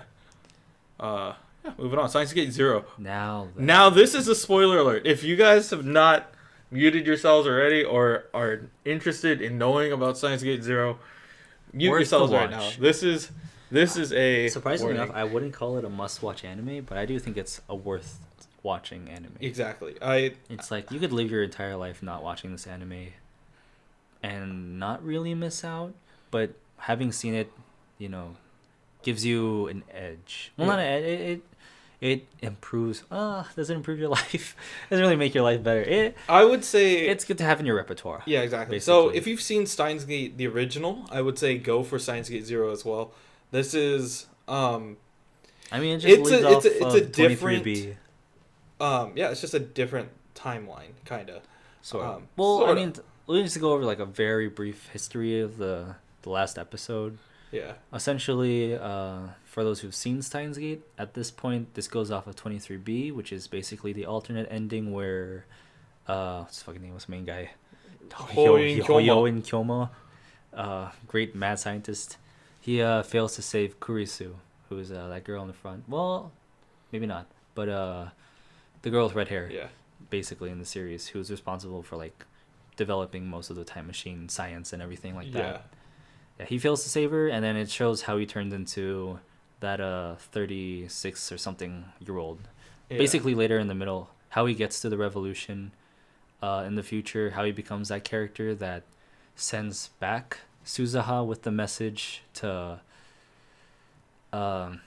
Jesus Christ. To go back to fake Kurisu's death. Yeah. This is the timeline where he doesn't know how to save Kurisu yet. Yeah.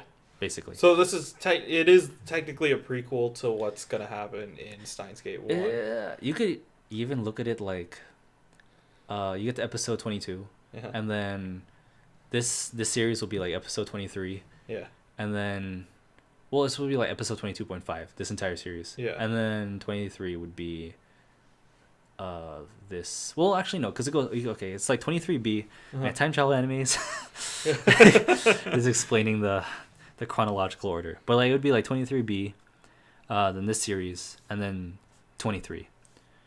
23B stands for 23 beta, which is the beta world line, which would be if he never saved Kurisu, or if he actually let her die and he just continued, like now he has trauma over not saving Kurisu, and it's probably just gonna go over like a darker timeline where he just gets fucked up and he just and then he's forced to go back to change something. But we don't know interesting that. To see. Yeah, well, I definitely want to see how this plays out. We kind of know, but we do know where it ends and end. We just don't know where the middle goes. Well, the middle is what makes it good. I'm very impressed with like how similar it is to the previous series. You got bigger boobs though. No, I don't mind. But for the most part, like the character interactions feel the same, which I like. Like they still react the same, they still act the same. Daru is still Daru.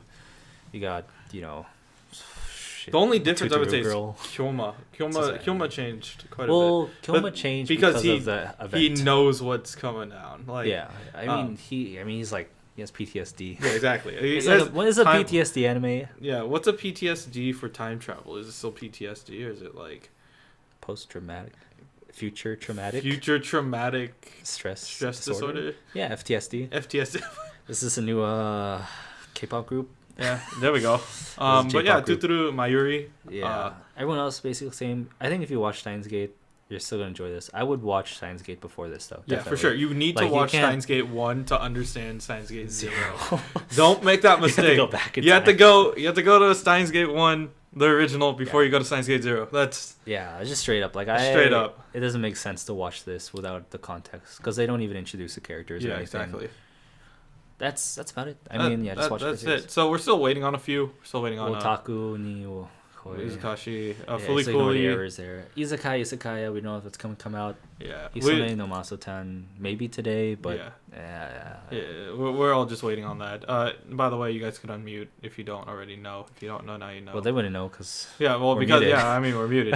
But what do you tell them? I don't know. You can message on chat. I don't care. I mean, I guess. I mean, we done spoiling. Maybe stuff. they muted us from the start because they don't want to listen to us. Yeah, I guess we're kind of. They probably check. Maybe we done. Spoiling. No, they could see the slide change. I don't think this far. It's a learning process. What? Hello? We're not connected. I'm not connected. Yeah, dude. Okay, so. I'll just do it through something else. I will say though, Wotaku ni came out. Should have came out by now. Yeah, it should be out. And like just a quick mention for those who've seen it. I just want to mention animation style or animation quality seems a little iffy art style wise as well, but it does seem to. It has a lot of good shots, a lot of good references, and it seems like it'll carry out the plot well. Mm-hmm. I was watching the raw version without subs because we got desperate. Yeah, but because I didn't understand the plot or anything, I don't want to make any overarching assumptions. Just I'm pretty sure it's worth watching. Just that's a really big if though. Yeah. Like because we don't. We'll definitely get back to you guys for next episode. But I guess worth checking out. It's also on A1 Pictures. I'd definitely say it got the short end of the stick in terms of production quality. Because A1 is working on Persona 5 this season. They're working on Gun Gale. Working on quite a bit. They got their hands full. And I'd say all the surplus budget went to Wotaku. Is it gonna be the it's running on low fumes. Space Patrol Luluko to get the Kiss Sniper? Space Patrol Luluko was it still looked very nice. Like Wotaku, it has nice moments. It's just like missing some in between. It's like rough. I don't know why it seems rough. I don't know if that's like the original art or something. So we're checking out though. We'll get into it. We'll definitely get back to you guys on that. So now we'll be moving on. If I can figure out what freaking side of the map we're on. Discussion time. Yeah. We're discussing. Time for discussion. So yeah, top 10 debut episodes of 2018. We're getting straight into it. All right, to be hearing straight up, it hasn't even aired yet, so that's not on the list. Okay. I mean, I'll update this list. While I keep going. Kirato Pre-chan. Well, hold on. We can delete to be heroing. Yeah. Well, I'll get around to that. Okay. Well, we just won't touch it. Kirato Pre-chan. You know what? It wasn't bad. I said that earlier, so I'm not gonna rehash what I said. I'm just gonna screw it. Put it at 10. Why not? No, I'll put it on the board. Okay. It's not bad. It's like My Little Pony without the ponies. Like, ignoring the brony situation, I think a lot of people mildly enjoyed My Little Pony Friendship is Magic. Like, it wasn't bad. Like, it's for kids, but like it's written in a way where, kind of like the SpongeBob effect. I mean, SpongeBob gets really gritty and they have like crude humor a lot of the times, but it's in the sense where it's mostly wholesome for Kirato Pre-chan, but it has moments that feels like it's not mindless. It's not like, you're not looking at Sesame Street level humor here. Like, we're looking maybe a lesser, like Maggie and the Ferocious Beast or something. Still enjoyable though if you're older. That's why I put it at 10. It was done well, and yeah, not much I can say about that. Probably leave it at 10. Aikatsu Friends, same deal, except I kind of prefer Kirato Pre-chan over it. It's kind of hard to say. I mean, I do. They're super similar. Oh, the caption thing. Yeah, it was you, Moo Cowface. You won. You got 25 points? 25 kind of points. Yeah, you'll see it on the... I updated your score already. Yeah, thanks for murdering all the isekai writers. Yeah, dude, that's a PogChan. It was actually a good caption, honestly. Yeah. So, happy we ended up with some decent material there. Yeah, Aikatsu Friends. Just screw it. I'm not going to put it on the list. Okay. I do prefer Kirato Pre-chan over Aikatsu Friends. Happy Kiss... No. Nah. This is passive. Yeah. The reason I put Kirato Pre-chan on number 10 is because anything worse than it, I don't have to place on the list. Happy Kiss, it's not bad. But it's better than Kirato Pre-chan. Nah. Last period. Nah. It's like the premise was there. It was just bland, man. It's just very mundane. Honestly, could have been better. So we're just gonna leave it out. Okay. Wasn't impressive at all. Butlers. Nah.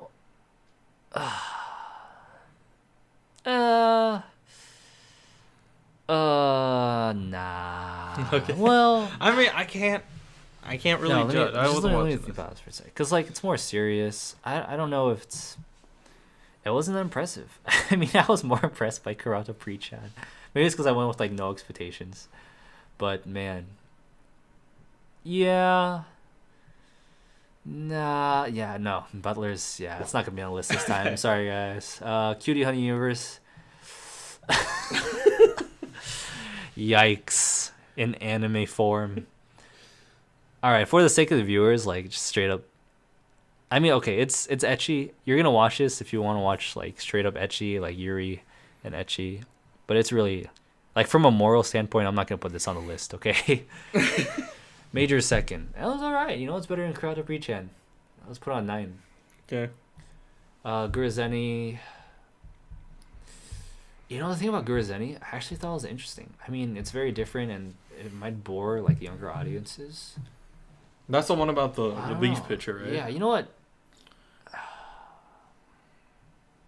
You want to put major second in Major second and 8. And number 9 will be Gurazeni or Kirato Pre-chan. Man. Well, yeah, I'll make Kirato Pre-chan number 9, and then number 10 will be okay. What was it? Gurazeni. Gurazeni, yeah, okay. Gundam Build Divers. Did you watch it, by the way? I watched part of it.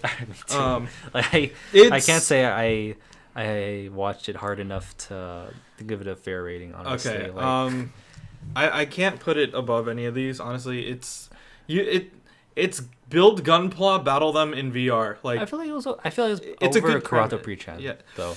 I just don't know if I can. Yeah, I guess I guess I would put Kirato. Well, I don't want to push Kirato down, but then again, I can't. You just put a. Should we just put it? I would say put it at 8. Move major second up. Yeah. Yeah. So we'll put a major second at 7. 7th, and this puts Gundam. 8 Build will be Gundam Build Divers. Cause I mean, it's like a kids. Well, yeah, it's not really for young adults either. It's like definitely for just like 12-year-olds. Like Gundams. Join us episode 6. We'll be doing pretty niche. Gunpla. Yeah. Drunk. Sota no Ken Regenesis. No. It's not even like just don't watch it. Yeah, Devil's Line. You're gonna play Zenny with Devil's Line. Okay. So it's a new number 10. Well, actually, it's not worth it either, honestly. They're both pretty garbage. I wouldn't put it on a list. Neil Admirari no Tenbin. I was pretty surprised. We can put it at 7. Put it at 7. Yeah. So we're moving. I think we'll give it time to grow. Are we moving up or down major second? No, leave it in the same place. Just put 7 as. Oh no, you. Well, because you didn't so this is 8. Major second is 7th. Okay. Put it above major second. So it's 6. Yeah. Okay. Yeah, I don't know, man.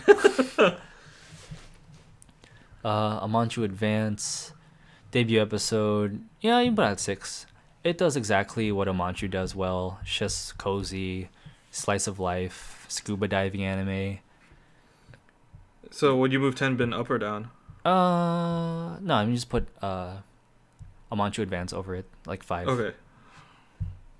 Comic Girls. I was impressed. Oh my god, freaking autocorrect. Do I want to... as a first episode, you know what? Amanchu didn't really bring anything new to the table, so I'm gonna put it over Amanchu as well. We're gonna put Comic Girls at 4. That's a very tentative 4, by the way, because we haven't gotten to like, the big ones yet. I mean, I purposely put them at the back, so Piano no Mori. You know what? These numbers are gonna be the thing about it, it's like Piano no Mori. It's a good premise. All right, I'm gonna assume that you don't watch the movie for Piano no Mori. So in this case, I don't know what we're talking about. CG might put you off. I might put it under Comic Girls, just right under. Okay. Actually, I'll put it under Amanchu Advance as well. Above or below Amanchu or above? Below Amanchu. Okay. So, Piano. All right, Caligula. You know what? As a debut episode, it left an impression. Like, to be honest, you can put it at 3. Okay.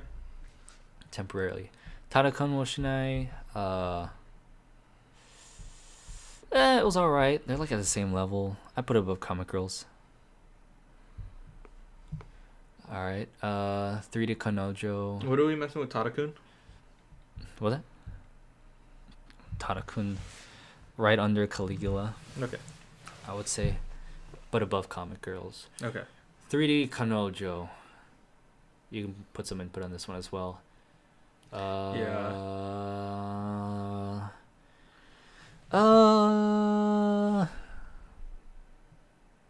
mean, it was all right.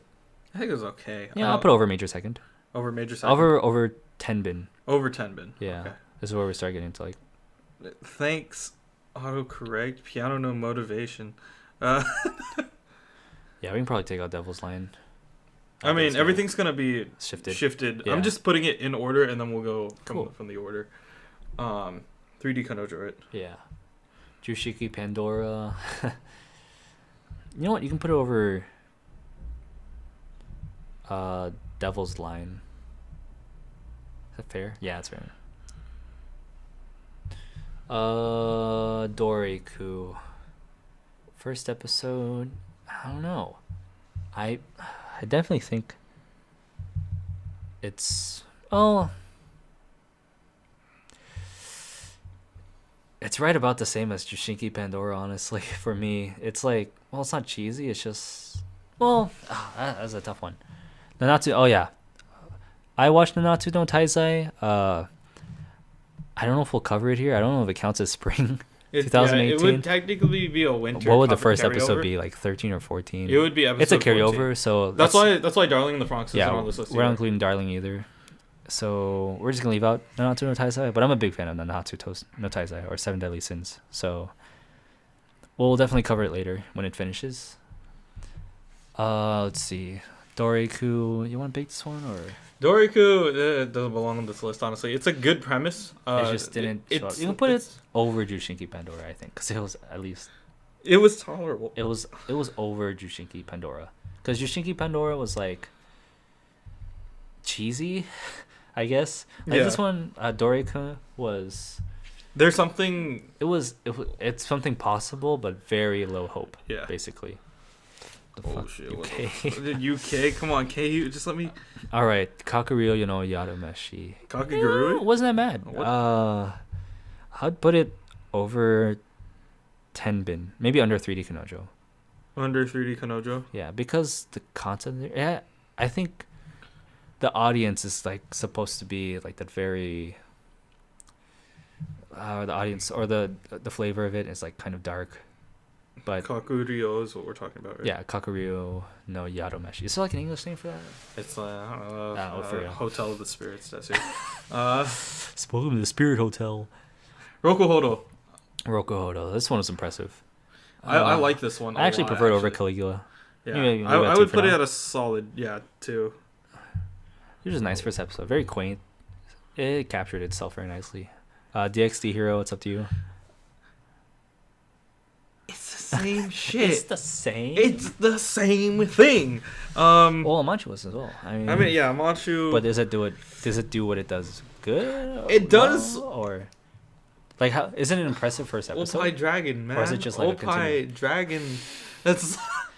You want to put it? Man. Oh, is it better? Did you like it better than 3D Kanojo for the first episode? Like comparisons. I mean, it literally captures everything that it left off of, but then again, it leaves off on like a huge point. I would put it right below Doriku, so pretty much not on the list. Oh, you don't like? It's so weird because if you say you like it, then you're a perv. But no, do you think the first episode better than Doriku? Like Doriku, I've seen it feels pretty. I feel like it's more entertaining because if you know, right? It's like the Lupin effect, where like when you know the characters going in. If you know the characters going in, it's fun. But if you go in completely blind to everything, you're like, okay, I have no idea what I'm doing. Yeah, I guess. Maybe you should leave it. Well, I'll put it under 3D Kanojo. Yeah. Yeah. I would say like. Is it better than Kakuryou? I think Kakuryou was okay. Yeah, Kakuryou was. Just whether or not you're into like that kind of story, but it's watchable. I think once you get into it. Yeah, it's under that. It's right under Kakuryou. That's fine with me. All right, let's get into the big ones. Mahou Shoujo Ore boys, currently number 1 for me, I guess. Yeah. There's no. I mean, those first 2 episodes. I know exactly. It's just hilarious. Episode 3 came out recently too. Oh, damn! Time to get started. But it's definitely like if the first episode's good enough for you to get an idea of the rest of the series and like get hooked on it, then yeah, it's up there. Hinomatsuri, number 1. That's going back to number 1, dude. Yeah, there's no way how. Gotta push the rest of the list down for Hinomatsuri. Yep. There's a damn good anime award right there. All right. Uma Musume. It was alright. It's solid. I don't know if it's better than Rakuhodo. Yeah, maybe under it. I would say under Rakuhodo would be a solid spot for. Is it over Caligula? Is it over Caligula? That's up to you. Because it's like Caligula's. The thing about Caligula that made it as a good first episode is that it's hella weird. I mean, you don't know what's happening the entire time, but you're inclined to figure out more. Uma Musume. You know what? I'll put under Tadakun. Under Tadakun, okay. Actually, no. I'll put under Amanchu. Under Amanchu. Oh, actually, Piano no Mori. I'll put under Piano no Mori. So essentially over 3D Kanojo. Over 3D Kanojo, but under Piano no Mori. Did you prefer it over 3D Kanojo for like a first episode? Yeah. Yeah. Okay. Because like Piano no Mori was pretty good for a first episode. It feels like a classic kind of like almost Ghibli movie. Uma Museum, thanks. Uma Museum. We'll get it. All right, Golden Kamuy. Oh, that's pretty impressive. It's a good way to usher. I don't think it's better than it's not better than Hinomatsuri. I wouldn't say. Mahou Shoujo. Yeah, we're comparing the Mahou Shoujo Ore at this point. For like. Because I feel like it's right in between those. Like Rakuhodo had a solid start. you think it's under Mahou Shoujo Ore? We're talking like just first episode. I feel like that's a tough one. It gives it sets itself to be good. Like it sets itself up to be great. Like Mahou Shoujo Ore, like as a first episode standalone, like it was pretty good. Mm-hmm. So if you look at Golden Kamuy standalone as the first episode, it's pretty close. I mean, it's not that it was bad. It's just that it's setting up. Yeah, it's setting up for something great. Like you say the same thing for Lupin. Yeah. But Lupin's first episode was pretty good too. Yeah. We'll get there later. Yeah, okay, so where should we put Gold Kamuy? I would say slap it on number 3 for now, right? Under Mahou Shoujo. It didn't have as much of an impact as Mahou Shoujo Ore's first episode, but it's still good. You know what I mean? Yeah. Like, you benefit from watching it. Yeah. It definitely feels like something that has a better chance of starting high and staying high, rather than like Mahou Shoujo Ore, which might start like very high, and then just go somewhere else entirely. Yeah. Next up, Megalobox. Megalobox. Megalobox. I feel like this is a good start. I honestly like it. I don't. Man, that lays out pretty well. It's like that and I think that and Hinamatsuri are on the same level because nobody went in expecting Megalobox to be great. Really? Yeah. I mean, I wouldn't think it was gonna be great. I went in. You can tell by the PV. Like, yeah, like, people are gonna be. It's gonna. It's. I don't think it's better than Hinamatsuri's first episode. Hinamatsuri left an impression. Good. It's solid. I think it's better than the Mahou Shoujo Ore though. Yeah, definitely. Yeah, so I'll just slap it on number 2. I put it 2 just because because people are gonna tell you about like graphics and resolution and like certain scenes weren't animated as cleanly. It just wasn't as budget. Well, yeah, but it's like Hinamatsuri was like great all around. Yeah, and timing, everything was perfect. Like it's standalone as an first episode. Megalobox, you have good moments in it, but there's definitely like in between blah blah blah. Yeah. Okay. Lupin 3 Part 5. I actually like the first episode over. Yeah. This is tough. I put it around like Megalobox.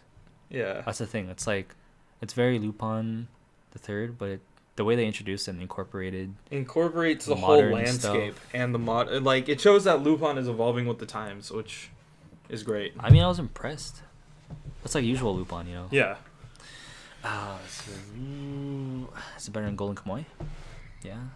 I would say it's better than Golden Kamuy. I don't know if it's Mahou Shoujo Ore. That's close. It's more like that level. I wouldn't compare it to Hinamatsuri though. Yeah, maybe a Megalobox, Mahou Shoujo Ore. Yeah, between them, I would say that's a solid spot for Lupin. Yeah, it's because I guess we went in with like knowing what to expect as well, but also being like pleasantly surprised. Whereas Megalobox is like more of original content that we're just like, hey, check it out. Latent Mysteries first episode. It's okay. Did you like it? I'm thinking like near Rokuhodo. Well, it wasn't like. I would say it's below Rokuhodo still, but I don't know if it's better than Caligula. Oh, you can compare it to ones under it, like Comic Rules. For me, it's around like Tada-kun's level. Above or below? Probably below. Okay. It didn't reveal anything big. Yeah. It's just like very expository. It's a thing, but not bad. It's a thing.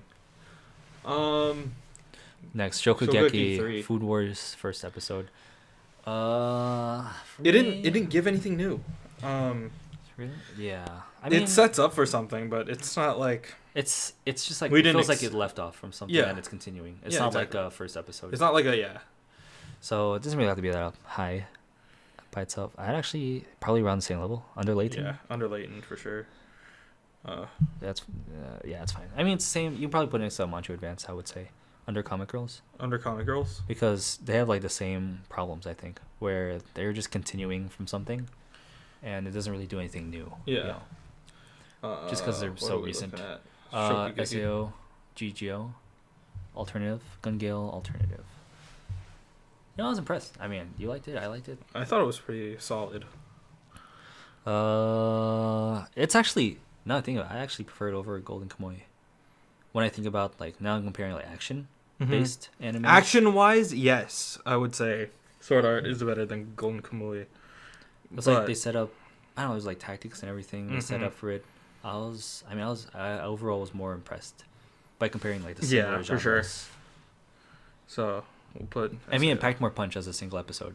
Yeah, that's what I mean. It's like Golden Kamuy.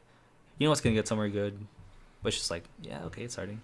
like you're hooked on it, but not like, wow, what a debut episode. You know, it's not like Osomatsu-san episode 1. Yeah.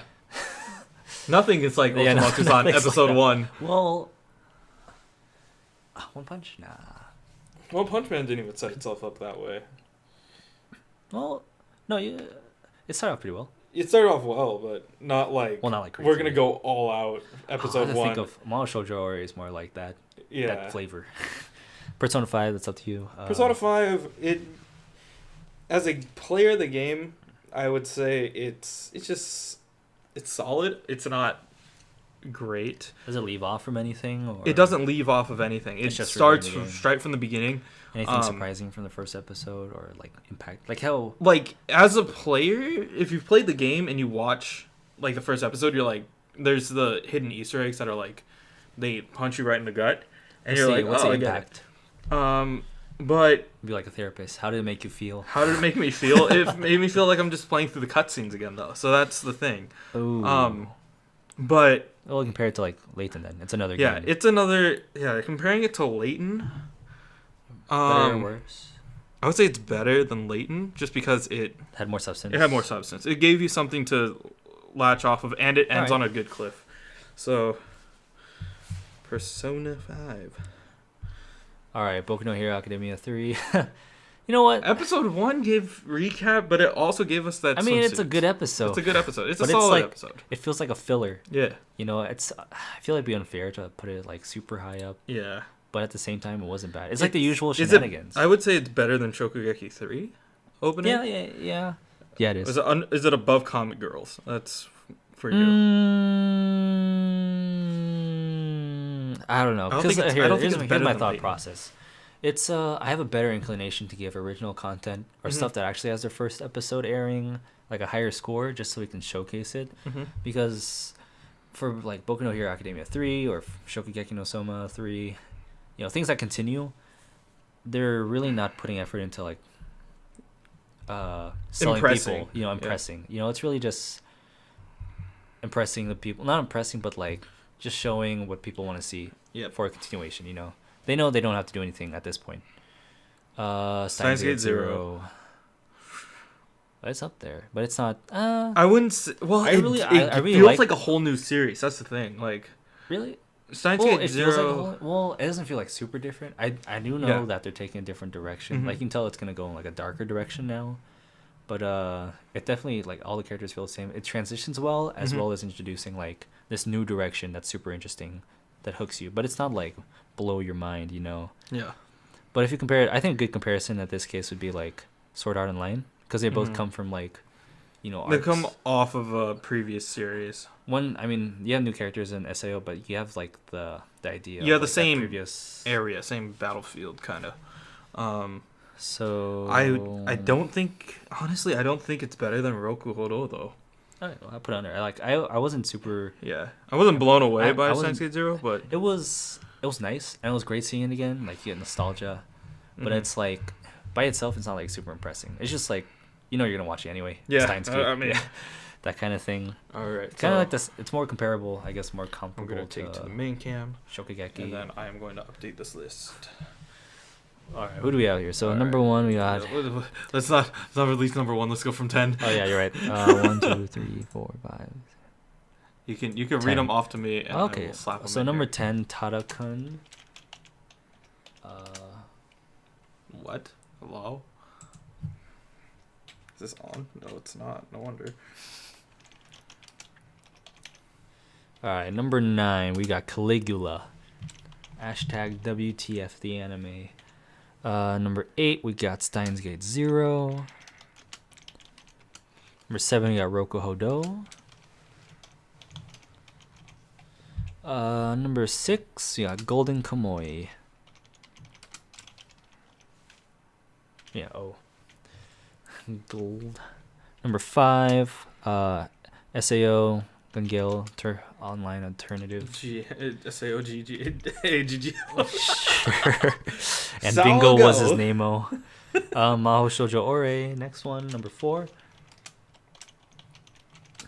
Let's see, number 3, we got Lupin 3, Part 5.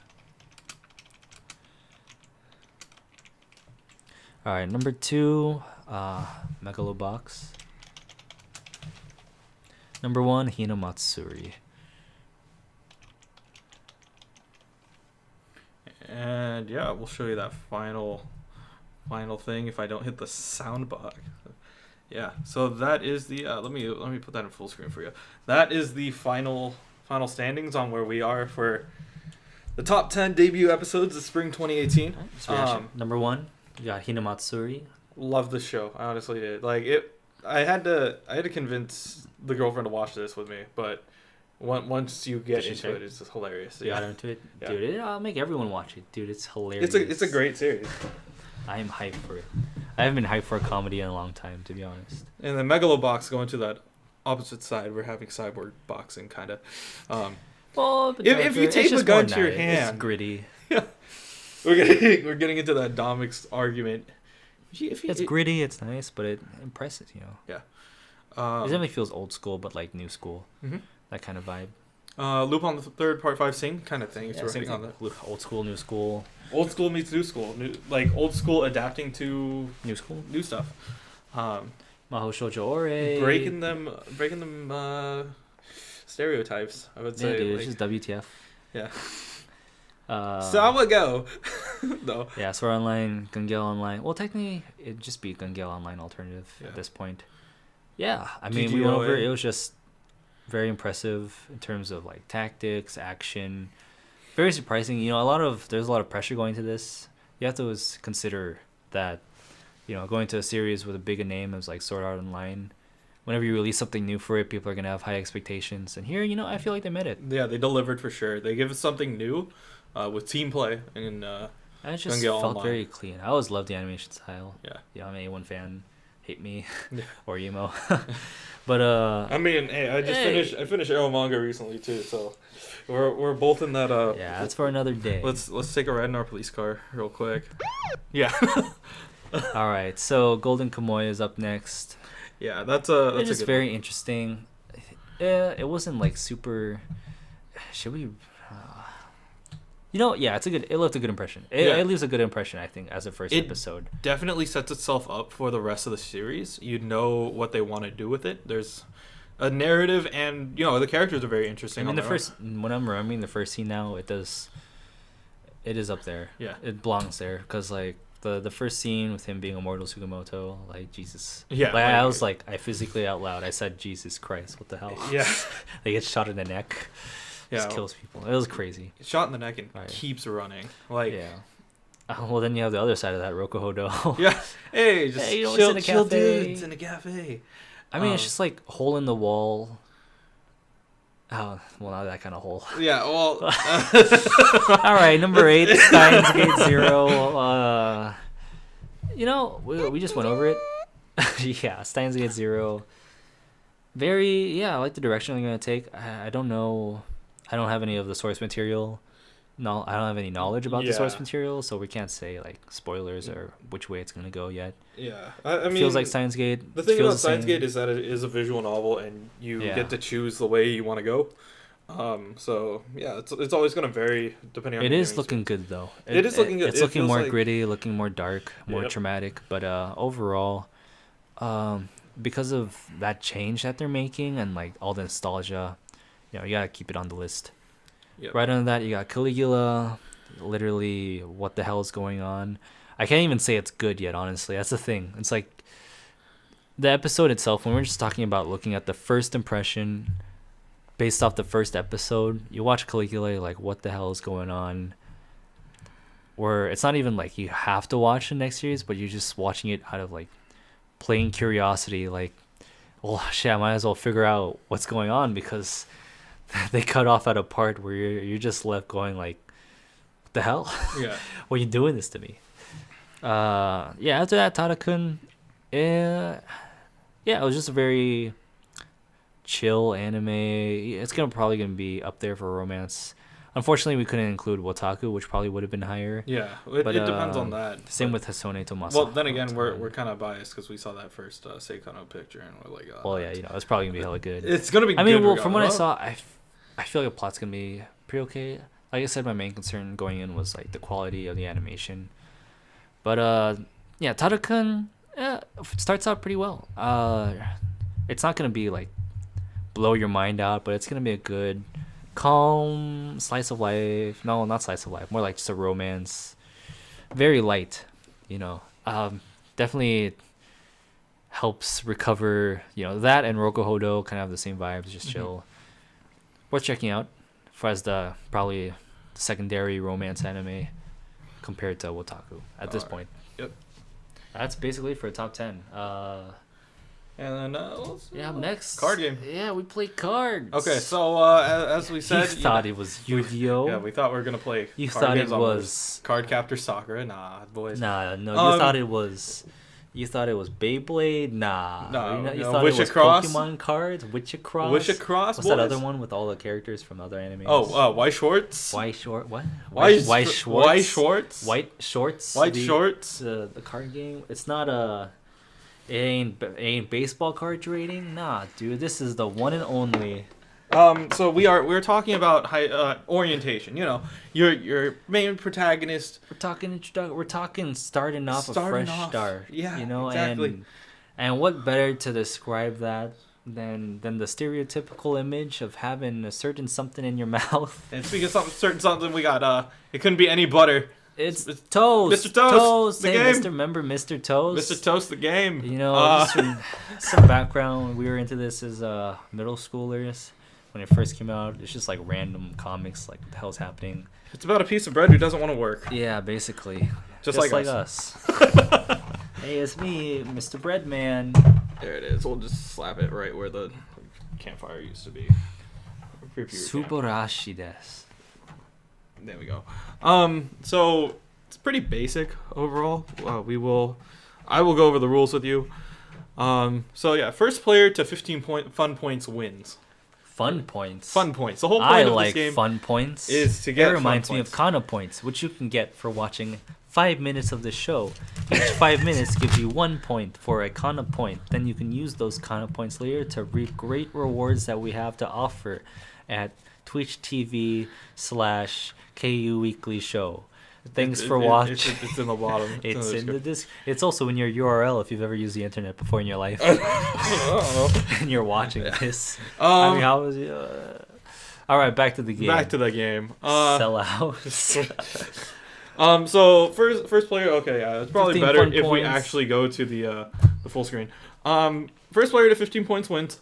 We're gonna be drawing 5 off the top. That'll make our hand, and then we draw 1 each turn. Wow. So once per turn, you can play either a green or red card, and that is the first thing that starts off your turn. If you play a red card on your opponent, it means that they cannot get rid of the red card until they play green cards equal to or greater than the value of that red card. Wow. And when that happens, all the cards go to the discard pile. If you do play a green card, you can add a purple buddy card to it as well, so they can actually have friends when whatever their activity they decide to do. And then blue cards can be played after either a green or red card, or if you skip your turn and decide not to play a green or red card, you can just play a blue card as well. Blue cards are just kind of like a random act. They spice up the game a little bit. And then there's the No Way card, which is kind of like the Nope from Exploding Kittens. Essentially, you can stop any blue card from going off. You can't use it on reds or greens. You have to use it on blue cards. Blue cards could either be good for you, bad for your opponent, or bad for you, or whatever. Hey, you know, however you play it. So it's all strategy. Yeah, we'll be getting into this. Let's go to a full screen, or actually, you know what? I'm actually probably going to be cutting in between all of us while we do this. I'll take off that bottom. Well, it doesn't matter. I'll take off my bottom. Not like this. So here's our hands of 5. I don't know how you want to start it. I mean,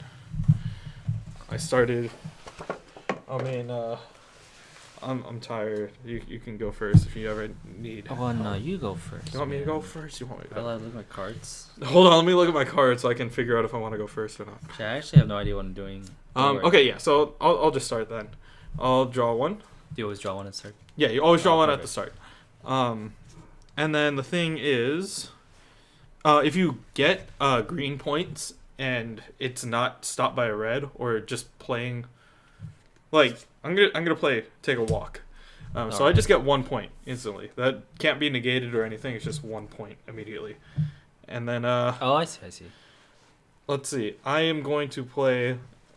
So now I have a chance to play blue card if I want. So I'm gonna play Small Fire on you. So you have to discard 2 cards from your hand. It's your choice though. You get to throw away 2 cards from your hand. Great.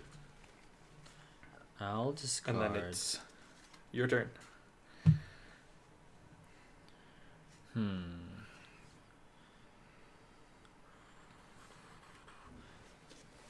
I'll discard this laundry, which is worth one red. 1 red. And let's see here. Yeah, Small Fire as well. Small Fire. Okay. So now it's your turn. You draw. All right, I'm gonna draw a card. Great. And you have to start with playing a green, right? You could play a green or a red card. Great. The red card goes to me, and then I can't earn points until. All right, I'm gonna place this green card. Gives me 5 points. It's called going to outer space because you know we all just want to go to outer space sometimes. Let's see. We should show you. We'll show you the. Play a cup of coffee as well. You can show the stream. Oh yeah. Okay, here guys. Here's my cup of coffee card. Maybe we should just use your camera. I mean, I guess we could just use my cam. That way, I'm just right next to it. There you go. That's cup of coffee. Wow, that focus. Very great. We should I probably play have one a additional wheel. green card.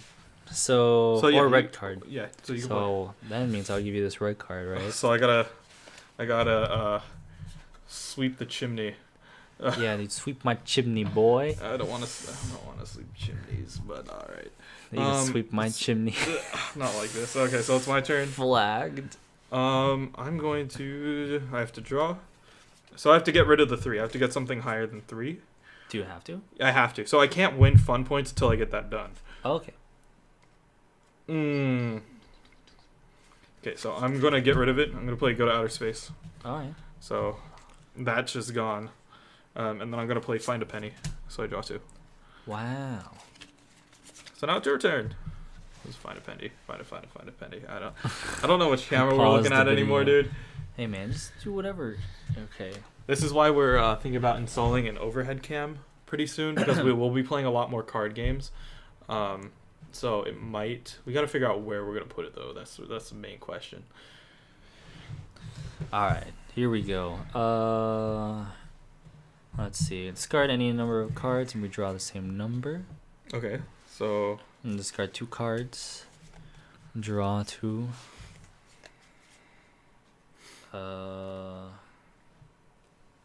Yeah, I can play a action card, right? Or something like that. You play green if you want. Can play blue green one? or red. Well, you played the blue. Okay, so I can't play it again. Yeah. Right? Okay. Yeah, let's give you this red card. Wow. Oh, okay. Toilet trouble. Okay. I will draw. Okay, and then I'll get rid of it. I'll meditate. And then let's see, what can I do? You can play I'm gonna play Cup of Coffee. I could play another green card. or red card. So I'm just gonna drop play D&D. Do they stack? Yeah, so these are Or do I you have put 3 them now. separately. Okay, so that's 3. It's just 3. It's first to exactly 15. If you go over, you go back to 2 or something like that. So you don't keep the cards separate, but they add up, but you don't keep them like separate entities. No. Because well, you can keep them separate, but you kind of like there's some cards that attack. like these, these will still add on to your total. Yeah, but it would add on to your total. Like if you had like those matched up, then this would be 5. But then you wouldn't be able to get rid of like green cards. No, you don't need to get rid of them. Okay. These stay with you forever. Okay. So now it is your turn. You draw one and then we're gonna draw 1 card here. All right. So green. 1 point. So I have 6 You points go for a total. walk. Then you gotta take a break. No. Okay. No way, boy. I'm gonna take my turn. I'm going to draw. Wow. We gotta get a camera on this action. Yeah, I know. This is. No, hold on. Let me. Whoa, look at that zoom right there. Mr. Toast. We're not sponsored, but if you would love to sponsor us, Mr. Toast, let me know. I'm gonna pass my turn. You can pass? Yeah, I mean, I can't really do anything here. Do I? Okay, I'll draw. All right. Well, you know what? I guess I'll pass. Well, no, I'll place that. Might as well. Yeah. What if we did the same with the? Oh, we can't because it's underneath the. Wait, hold on. We can. Oh, it's underneath like 5 things. Feels bad. We'll just use this camera here. All Try right. to get our. All right. We'll just Kanashi. There you go. Here we go. This is the playing field. That's where we're at right now. This is bad quality, but we'll make it happen. Hey, you know what, man? It's a learning experience. So I can't play until I get 1. I got 2, so I'm gonna get rid of that. Where's our field of view? Go for it. This is here's a discard pile. Here's our. That is to you. Cool. Oh god, the lighting, man! You can't see any of these. Yeah, I know. All right, these are my points. Yeah, Tim has 6. I have 3. All right, boys, we're drawing now. All right, I pass. All right, draw. Go for it. I mean, all right. This is bad. Ooh. Oh no. Well, I'm done. You pass. Okay. Okay, I'm going fishing. He's going fishing with Professor Encyclopedia. Okay. Oh, so you can play purple cards after. Yeah, you play purple cards after green cards. And then yeah, go for it. Okay. Let me take this card here. Yeah, I pass again. Today we review Mr. Toast, the game. I'm gonna play. Have a terrible job. You're gonna have a terrible job. Man, that's pretty bad. And go for it. Let's see here. Well, I'm gonna draw first. So you need to play a combination of green cards that's greater than, equal to or greater than 5. All right. Yeah. Here, I'm gonna do last piece of pie. Okay.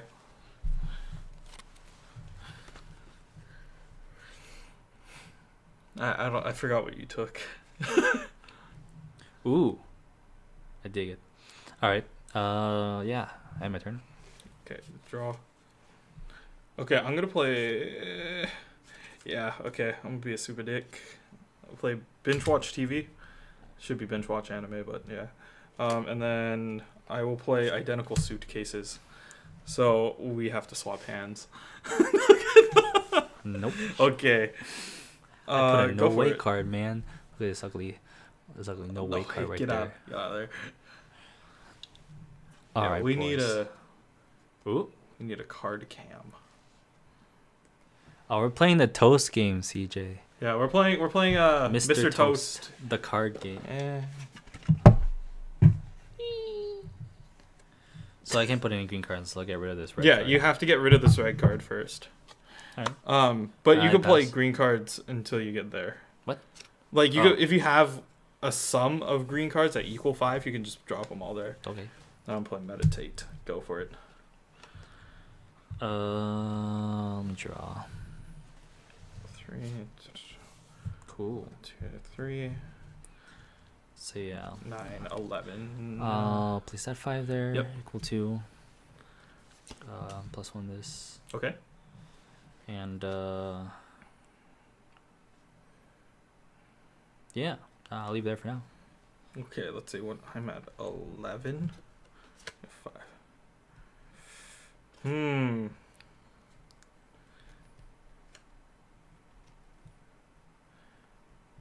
Yeah, go for it. Ooh. All right. Do that. Okay. And I'll leave me there for now. Okay. Draw. I'm gonna play. Actually, yeah, I can't. Go. All right, I'm gonna draw this. Incoming, boys. Come on, bro. All right, we're gonna use grocery shopping. Discard any number of cards. Redraw. Same number. Redraw. Yeah. Discard 3. All pieces of Exodia. Okay, no. And can I play a purple card? Or Yeah. no? Oh, okay. Okay. Great. Draw. What the hell? Did you use this card? I guess. Play in the trash. I'll put the trash in the trash. Ooh. It just gets rid of a red. Go for it. Wait a second. Oh, you got a nope? I say no. You're gonna nope me? Okay. Yeah. Okay. In that case, I'll play Embrace Change. Can you play multiple of those? Oh wait, no, I can't. Go for it. I mean, I would just essentially just says we switch seats. Oh, what the hell? I mean, come on, bro. I don't know why. Yo, all right. I played Joe the Egg. Look at this card right here. Honestly, dude, this is some good shit right here. Look at this. All right, focus. Just back it up a little bit. Focus on me, dude. Oh. I gotta That's a fucking Joe the Egg. That's a great drawing right there. That's 10 out of 10. What are you at? 12? I don't know. 6, yeah, 12. Okay, How about you? I'm at 11. Okay, you're up, I think. It's mine? Yeah. Okay, draw. Alright, let's get rid of that crap.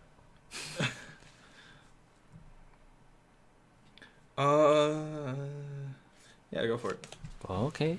I honestly don't have anything. I have 11. I just need a 3. What am I, 12? Yeah, you're at 12. Do you have a 3? 2. 2? Okay. Plus 1. Oh, plus 1. Okay, yeah, you won this. 19? Yeah. Oh, 14. It's 15. Oh, shit, you're right.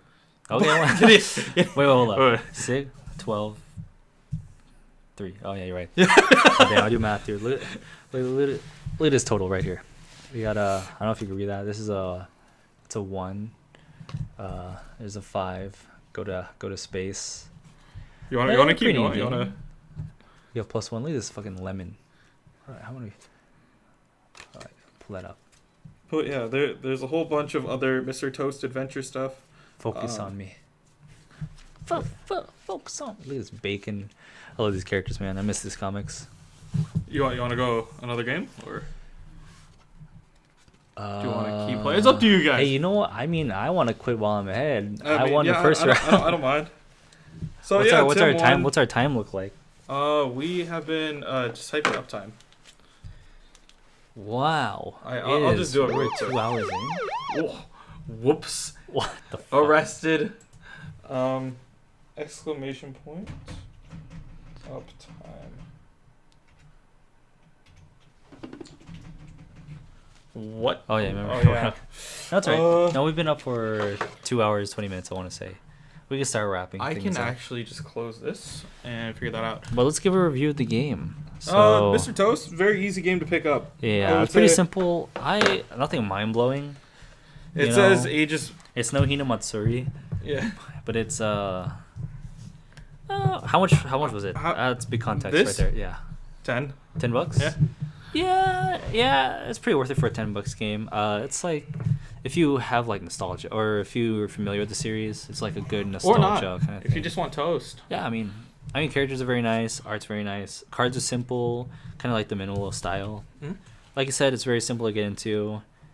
You probably get tired of this after maybe like 5 times though. Yeah, that's the thing. Maybe if you play with a lot of people, it's like a good. It says 2 to 4 players, so it's kind of a small game. Yeah. It's a small game, not really like super, not a lot of replay value. Maybe like once per day, or forever for the rest of your life. Or like at a party, maybe if some people know it. It's kind of niche in that aspect, but because you could always play something else like Cards Against Humanity or something. Start off a party, like Exploding Kittens. Like a 7 out of 10. Yeah. Something like that. 6, 7 out of 10 for. Is it above games. Caligula? Is it above Caligula? No, not enough WTF. It's yeah. It's anywhere on it. Yeah, just slap it in these 2 sides right there. How do you rate the box? How do I rate the box art? The box art. Let me put into our zoom in camera that's on screen here. Let me give you that. Here's the box art. It's pretty neat, I suppose. Mr. Toast the game. Ages 8+. Yeah, that's about right. It's no Cards Against Humanity. It's more like an apples to apples. Yeah, it's very chill, simple game to pick up. Yeah, kids love it. Number 8 will surprise you. 9 out of 10 that just agree. That kind of. Who's that one dentist who said? He died. He died. He's no longer part of the dentist association. Yeah, where's all my dentist anime? Come on, man. Do they have dentistry in Japan? No. No? It's not a popular That's probably thing. why. Yeah, maybe. That's probably why Usman's came back here. Yeah, we can back that up. All right. Back that, yeah. And so, just to let you guys know, yeah. Oh, speaking of that, Sushi Bento wants to do dentistry. Oh, really? In the future, which is why I think it could work. Think about it if you were. Well, how would you a dentist anime? Like, here you go. Okay, so we'll just take Sushi Bento's quote unquote life story a little bit. He's meticulous in Gunpla, and he wanted to take it and help his family. Yeah, you got into dental school. Congratulations, man. Oh yeah, congrats. Did you where did you end up going? Because I know that you tried to apply for SF State, right? Oh yeah, I didn't hear about that yet. You tried to apply for SF State. I didn't know if what'd you make got it back into? in here. But if you do, Florida. Wow. No. Hey man, Florida's good. I decent, thought Texas had the good dentist schools. I don't know. I could be wrong. I know a dentist, but yeah, Japanese people have clean teeth. I guess they have clean teeth. They're not necessarily straight. They're not. That's like orthodontistry. I would say they have dentists, not like orthodontists. Maybe. Yeah, that's what we need. We need an orthodontist. Anime. No. I hate orthodontists, dude. I used to have braces. Fuck. I'm not going back there. Makes teeth I ain't going, straight. man. I'm not going back there, man. Maybe because you're thinking of like hygienist, like a dental hygienist anime. It's pretty boring. Maybe like as an occupation as one of the people, as like maybe like an older sister is like a dentist or something. Yeah. An anime about candy where I don't know, like. When you find out Hotaru's. Do we need a Charlie and the Chocolate Factory anime? Would that be or good? The concept of just OVA? Like, just like it's something like a Trigger would do, like that. Trigger animation, dude, dentist. Dude, no, not dentist. Like a Charlie and the Chocolate Factory. Oh yeah, I'd be down by for Trigger. By Trigger. Yeah, because you're getting like some of the vibes. Like I think they're perfect because it has like that like magic. Yeah. Just like super colorful, really fluid animation. Very. What about we need Chip Skylark spin-off anime. What? Chip Skylark the anime? I mean, just watch Jimmy Neutron, I guess, if you want dentistry and anime. Because they're fairies. Oh, that's right. It's Fairly Odd Parents. Okay, so yeah, that's our dentistry anime, Fairly Odd Parents. We just need Butch Hartman to. Thanks, Butch Hartman. I mean, he's working on anime, so. Yeah, he's working on anime. Just to let you guys know, I know that you can see the little top piece right here, but I will be at the Cherry Blossom Festival this Saturday. I was right next to that pillar once. I want to tell you. Yeah. We all were. Yeah, we all were. It's the entrance. Yeah. So yeah, I will be there from about noon till 7. I'm chilling out with Wait, hold up. Is that this Saturday? Club. It's this Saturday and Sunday. What time? And then are you next leaving? Saturday. From here. What time am I leaving? Probably like 11. You want to come? Yeah, I'll just show up. Well, I mean, I'm meeting Alec and fam out there too. Oh yeah, sure. I'll show up. Yeah. Yeah. I'll show up your place. Like, I'll show you. Yeah, I'll just let you know when I'm leaving. I just have stuff tomorrow. Hey, yeah, well. you guys will see me too. Yeah. So if any of you guys are out there, I will be over there. Look at this dude from Korea bashing us. Well, we should start talking about Korean shows. Hey, you see the latest K-drama? I love weightlifting fairy. Wow, fairy Barry Daybach. Whoa. All right, so that's how you lose your one viewer from Korea. Check us out at Cherry Blossom Fest, the Cherry Sakura. Yeah, Sakura Festival. That'll be. It's running April 14th and 15th, and then also the 21st and 22nd. So I will be running I'll be there on the 14th and maybe the 22nd. The 21st is a special event for me. I'll let you guys know. Yeah. Shokugeki episode, get ready. He's getting I'm getting numbers. He's getting food. Anyways, he's celebrating. Episode the Sunday the 22nd is the cosplay parade. Dude, I can't believe it's almost that time though. Yeah. It was like that last year. It was just last year. It feels man. like it's been a year ago. Like not even that long ago. It was just a year. Yeah, but anyways, we'll get there. We will definitely. So check us out at the festival. I guess I'll be there as well. I'll if just I decide to wake up. I'll just like kidnap this kid. I was thinking about because I was like, I'm not doing anything Saturday. I think I was like on my schedule. So am I doing something? I guess not. I was like, okay. I mean, it's on the. How long you be there till like? I'm probably gonna be there till like 7 or 8. 7 it depends on PM, what. 8 p.m. It depends on what the Chico State crew decides to do. What's up? If you guys are watching. Yeah. If you guys want to go to round 1 or something, hang out afterwards. Hey, I'm totally down. Dinner, we're totally each down. other's ass. Yeah, we'll do whatever. You know. I'm a fucking child. What? All right. Thanks for watching, guys. Leave where we're at. But yeah, the 22nd, if you guys are in J-Town, I know Kumo and V-Flight will be in there. I might meet them out there for that. It is the cosplay parade. We might have a couple of people who. Is that on 14th as well? That's on the 22nd. All right. So it's a Sunday, I believe. The 14th is like the main one where they actually do like Japanese festival stuff, and then. Hey man, lots of food. Definitely worth coming out to. Yeah. Support food. Spiral potatoes. Good stuff. I mean, that's spiral potatoes. We went over this. Yeah, it's just I'm good there stuff. maybe for like the takoyaki. I'm there to have sushi. Dude, takoyaki for $5? Eight takoyaki for $5? You can't go wrong there. Japanese food is so good. Thanks, Christopher Walken. You know, I love.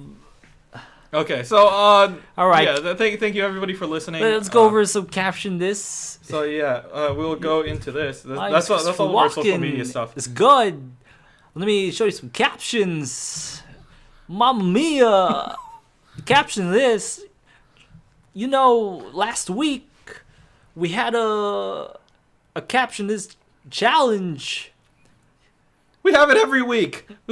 Every week. Hey, Morty, look at this, Morty. What anime is this? We got Mamma Mia. We got Rokuhodo. We got this nice screenshot for a caption. This, okay, Morty. I know. Okay, guys, for all you dumb fucks watching, you gotta. Oh, geez, Rick, I don't know if we can get away with that. If you have any IQ points over 100 IQ, I don't care. I don't care what I feel like I'm a different character now. I'm Eduardo from Bosses Potato. All right, guys. So straight up. That's my best anime. But yeah, it's from Rokuhodo. Rokuhodo, yeah, it's the cafe anime. Definitely worth checking out. So yeah. Hey man, you don't get flamed. You're getting cooked. You're getting roasted. Yeah. It's Food Wars out. It's Shokugeki no Soma, man. We got Mamma Mia. We got a nice steak. Stop. Just stop. CJ has petitioned to stop. He has spoken. But yeah, that's preview for next time. Oh yeah, we got some automaton sensei. We got this thing. Ooh, play it. If play you know that, what Mr. this, Saxo beat. What this does, don't play spoil my it. noodle. Suck. What? No. Play it. No, it's a preview. It's a You'll preview. have to watch it next time. We'll bring it out. This is just a. It's a. It's definitely a show.